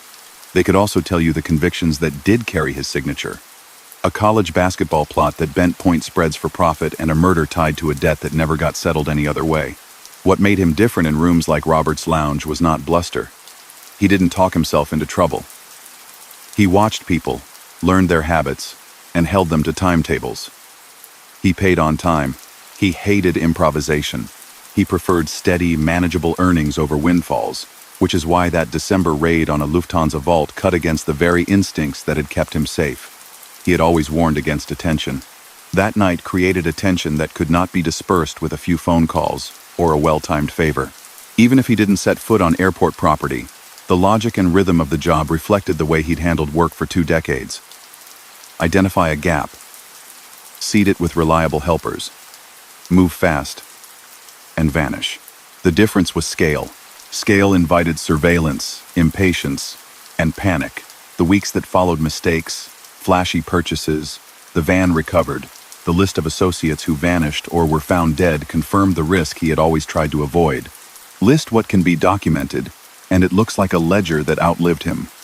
There were hijacks on highways and at warehouse doors, carefully chosen for cargo with healthy resale value.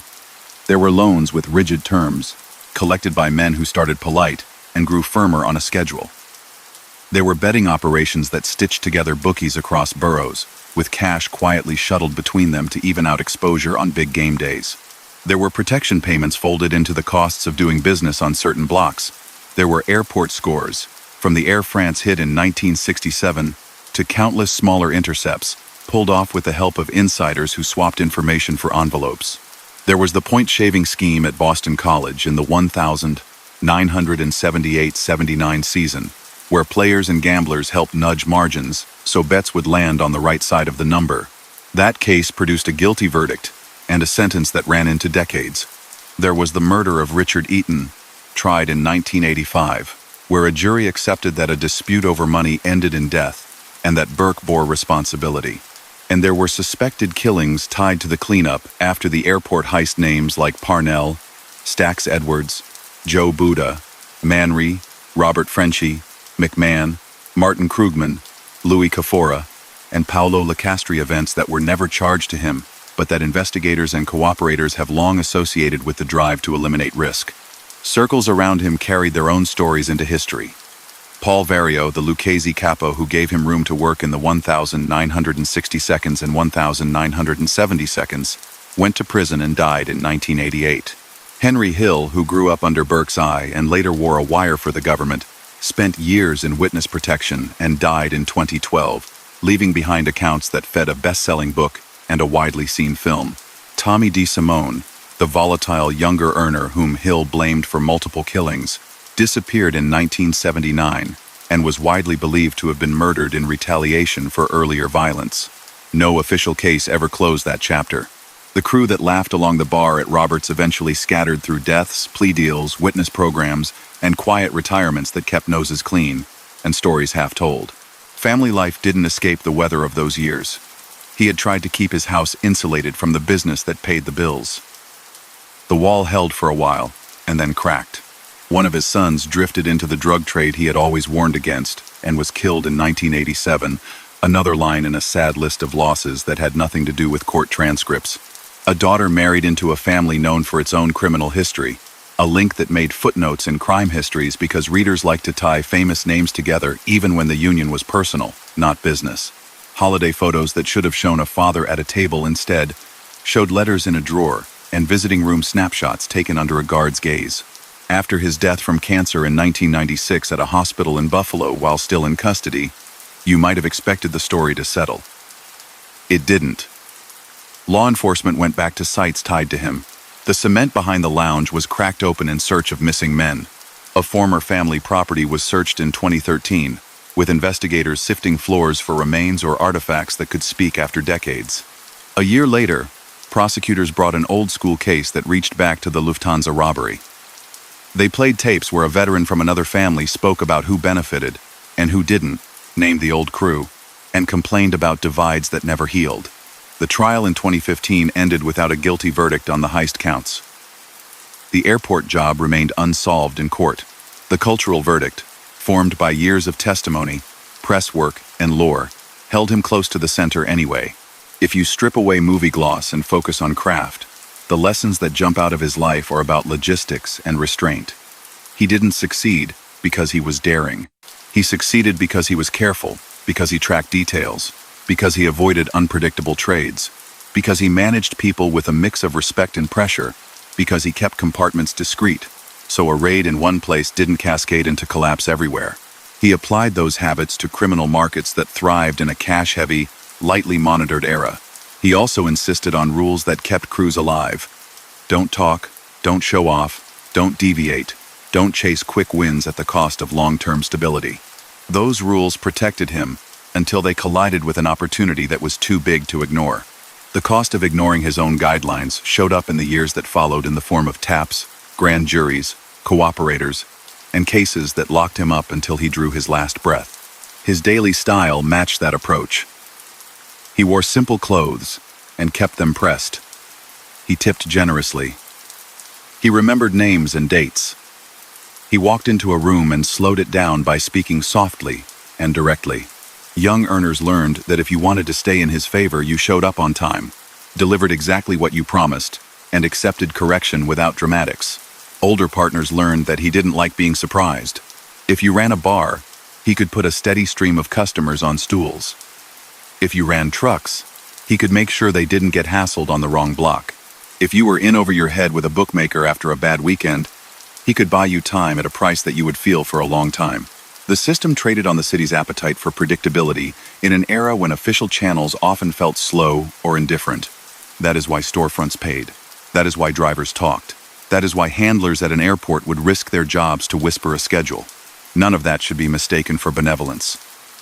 The predictability he sold came with penalties. People who missed payments didn't get a kind word forever.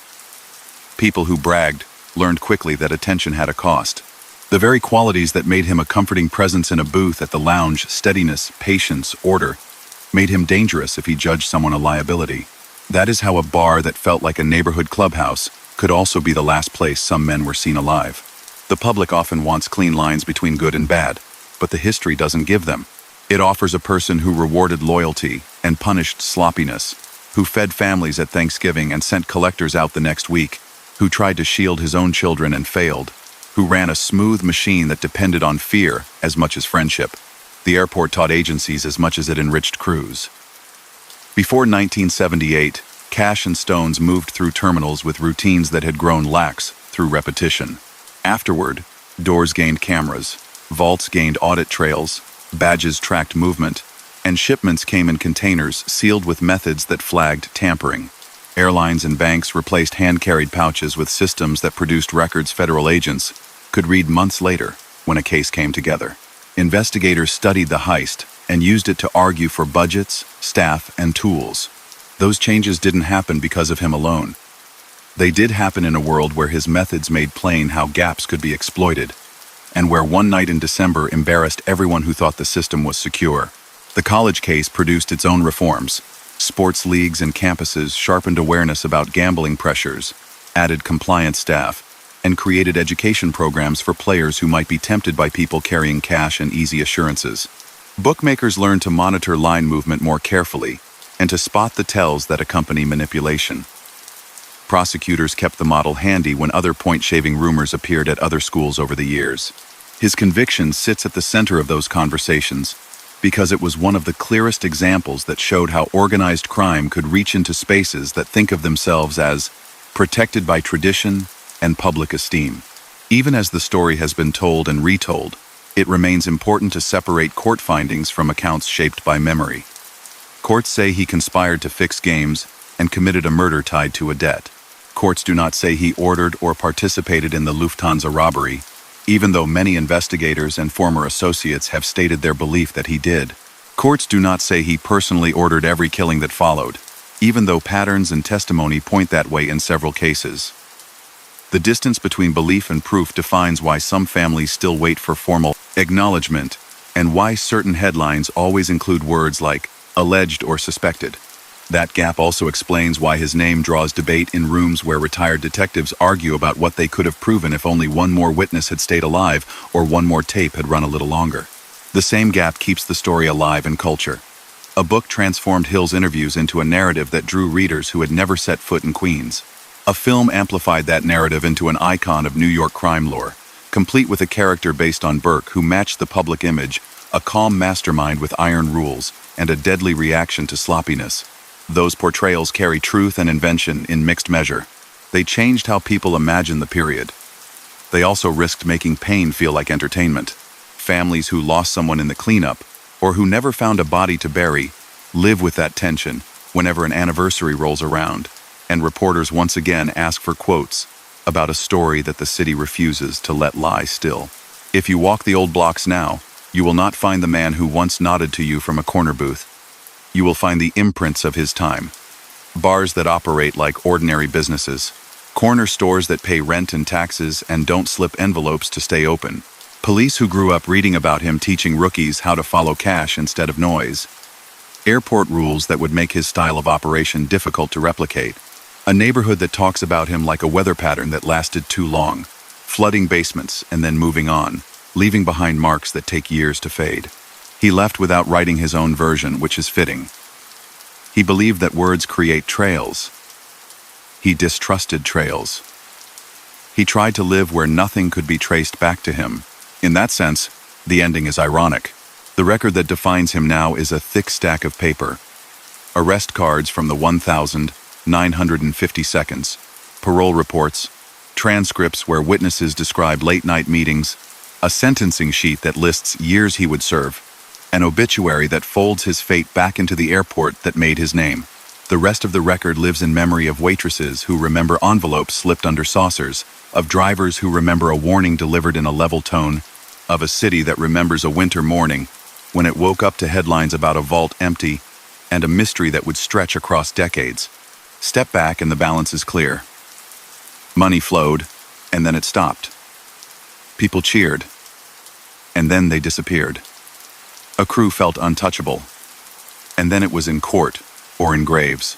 He built an operation on consistency and then broke his own standard in pursuit of a haul that could have let him retire quietly if fate and discipline had aligned. They didn't. The government never convicted him for the airport job, but that night shaped every case that followed and fed the legend that will always precede his name. He kept his manners to the end. He kept his posture and his quiet. He didn't explain. He left that to others. The city wrote the last lines for him. A life that began in instability, transformed by a talent for order. A rise through careful planning and human detail. A network that turned favors into revenue. An era-defining theft that invited relentless scrutiny. Convictions for a college plot and for a murder that locked him away. Illness that finished the job time had already started. And a legacy that sits in the uneasy space where myth meets court record. That is where he remains, even now between rumor and transcript, between a folded bill on a counter and a cold case file on a detective's desk, between the gentleman people thought they knew, and the manager of harm that history says he was. Time has a way of sanding sharp edges off a story, but his remains full of corners. Ask around in Queens and people will still sketch him quickly. A man who valued neat clothes and good manners, whose handshake came with real weight, who turned a modest neighborhood bar into a quiet command post for moving goods, money, and favors. They'll recall that he could never be initiated into the Sicilian inner circle because of Irish roots. Yet he held a kind of authority anyway, earned in the oldest way by paying promptly, managing tempers, and making sure problems got solved. They'll say he kept his voice low even when decisions carried high stakes. They'll tell you that everything he built rested on a simple exchange: reliability for loyalty, discipline for opportunity. He learned those terms young. Foster homes taught him to read moods before they turned, to keep possessions in order, to listen longer than others. Early arrests taught him that the system has a clock, that officers change shifts, that paperwork creates trails, and that the smartest inmate is the one who doesn't advertise. When he came back to Queens in the 1,950 seconds, he brought those lessons to a neighborhood where cash businesses flourished, back rooms settled more disputes than courts, and the new airport promised a constant stream of valuable cargo.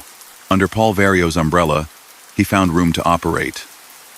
He wasn't flash, he wasn't loud, but the numbers penciled out, and the phones got answered when he called. From there, a pattern took hold.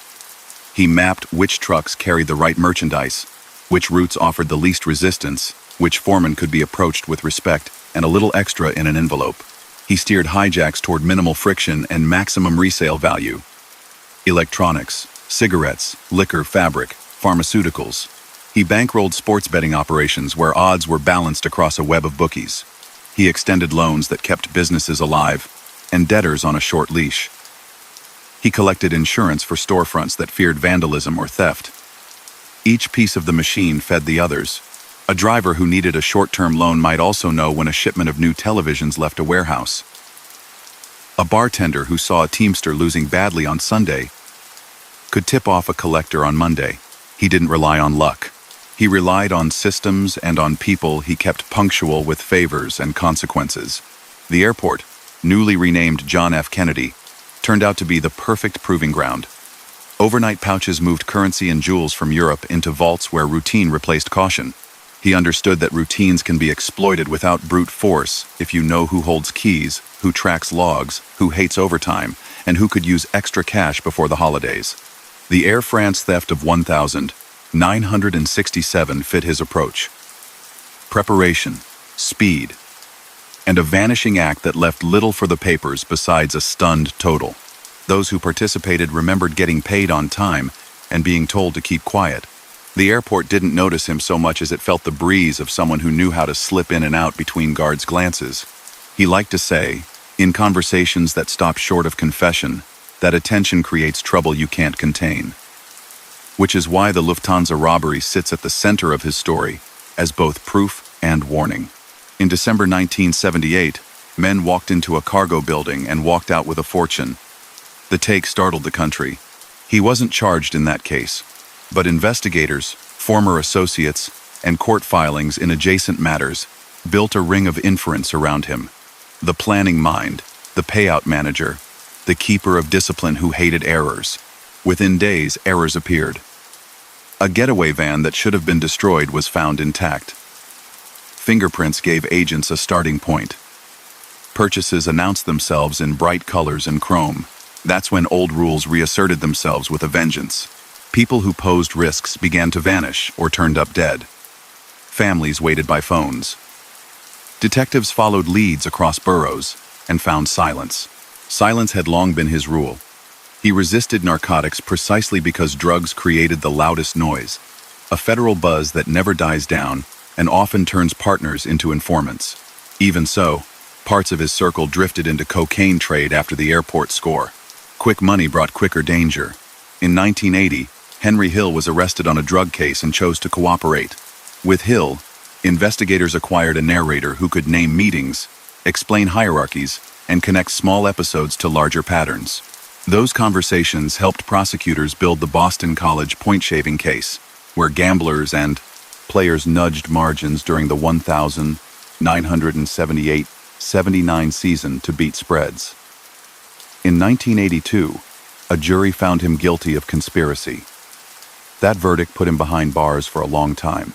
Time inside didn't stop cases from gathering beyond the fence. In 1985, he went on trial for the 1979 murder of Richard Eaton, a killing prosecutors traced to a money dispute. Witnesses, corroborated by records and motive, convinced jurors. He received 20 years to life, piled atop his earlier sentence. With those two judgments, the court record fixed his fate even as the biggest crime tied to his legend, the airport haul, remained formally unresolved for him. He settled into the routines of custody. He kept tidy, walked laps, read papers, and stayed polite, the same small habits that had been part of his armor on the outside. The city outside his walls changed. RICO cases reached bosses once thought immune. Paul Varillo died in 1988. Airport security hardened, cameras multiplied, access badges logged movement, containers were sealed and tracked, audit trails caught anomalies. The old vulnerabilities he had exploited, either closed or narrowed to slivers.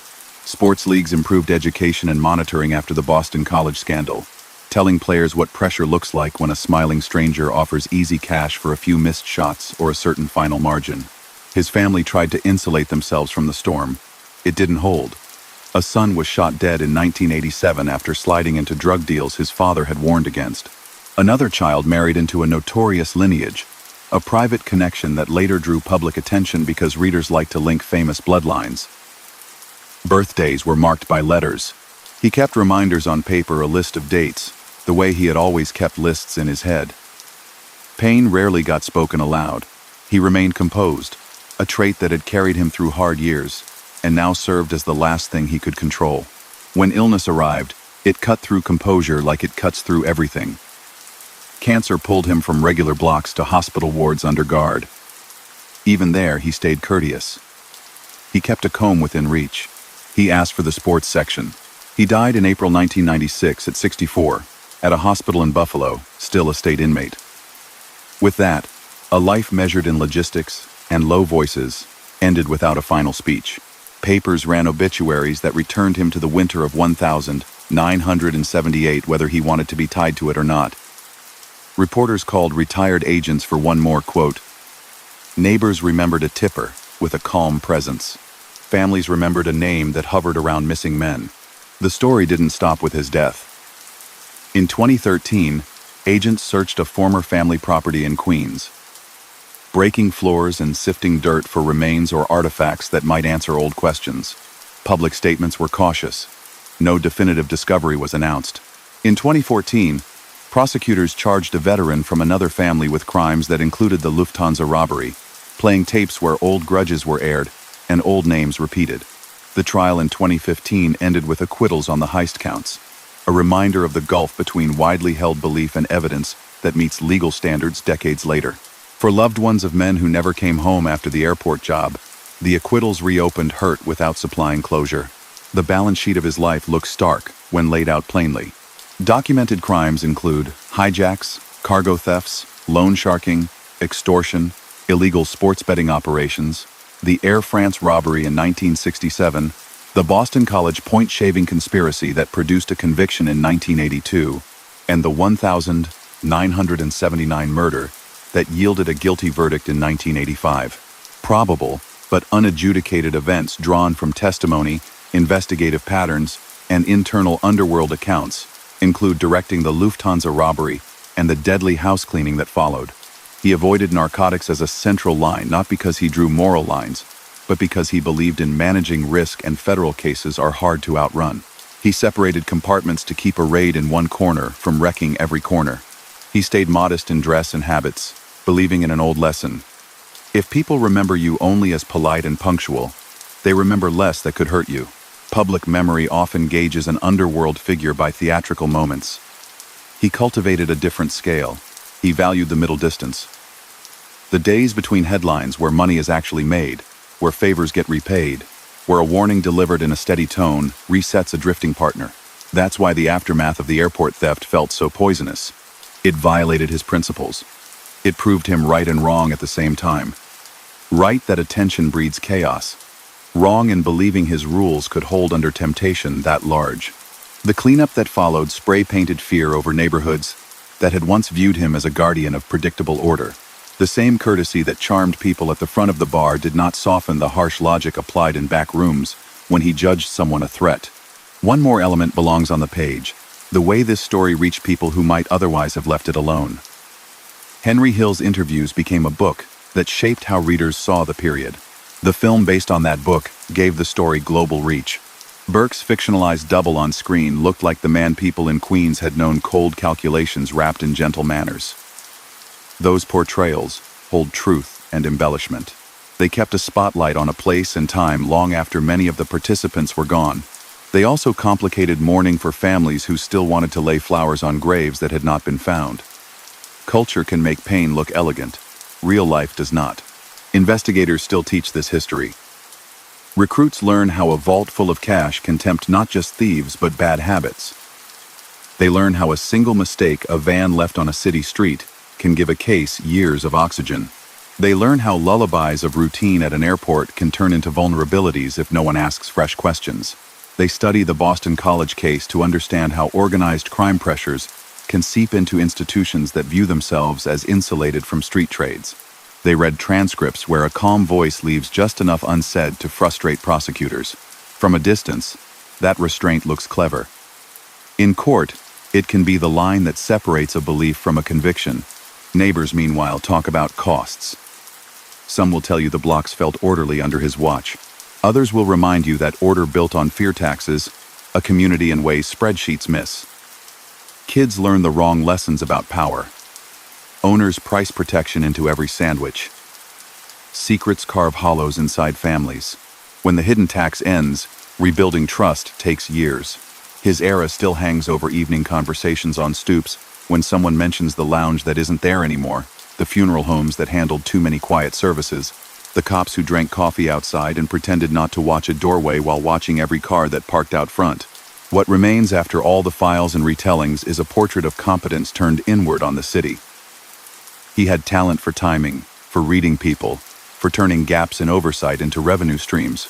He insisted on routine, discretion, and punctuality. Used for a legitimate enterprise, those traits make a model manager. Used the way he used them, they built an outfit that hurt people, while convincing some of them they were being protected. He didn't think of himself as a villain. He thought of himself as a provider of order, where he saw disorder. The record says otherwise when you add up hijacks, shakedowns, fixed games, and bodies. Both views lived inside the same person. That's why the story lingers. It resists a single label. If you want to picture the end correctly, don't imagine speeches. Picture a hospital corridor at night, a window with snow outside, a folded napkin beside a paper cup, a man whose life had been built on control, keeping whatever small controls remained. A comb, a schedule for visitors, a thank you to a nurse. Picture 2, a late shift at an airport decades earlier, lights blinking along a runway, a clerk yawning, a guard counting the minutes until dawn. Between those two scenes sat a life that changed how a city thinks about cargo, cash, and the cost of silence. He left no memoir.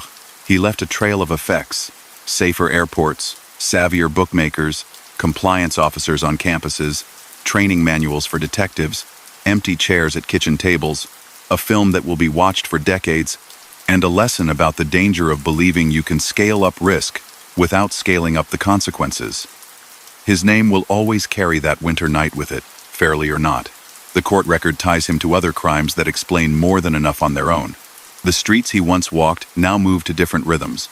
But when older voices tell younger ones about a time when a soft-spoken man in a neat jacket could make trucks disappear and bring them back empty before sunrise, they are talking about him. And when those same voices fall quiet, it's because they remember the price everyone paid so that a few men could feel untouchable for a season.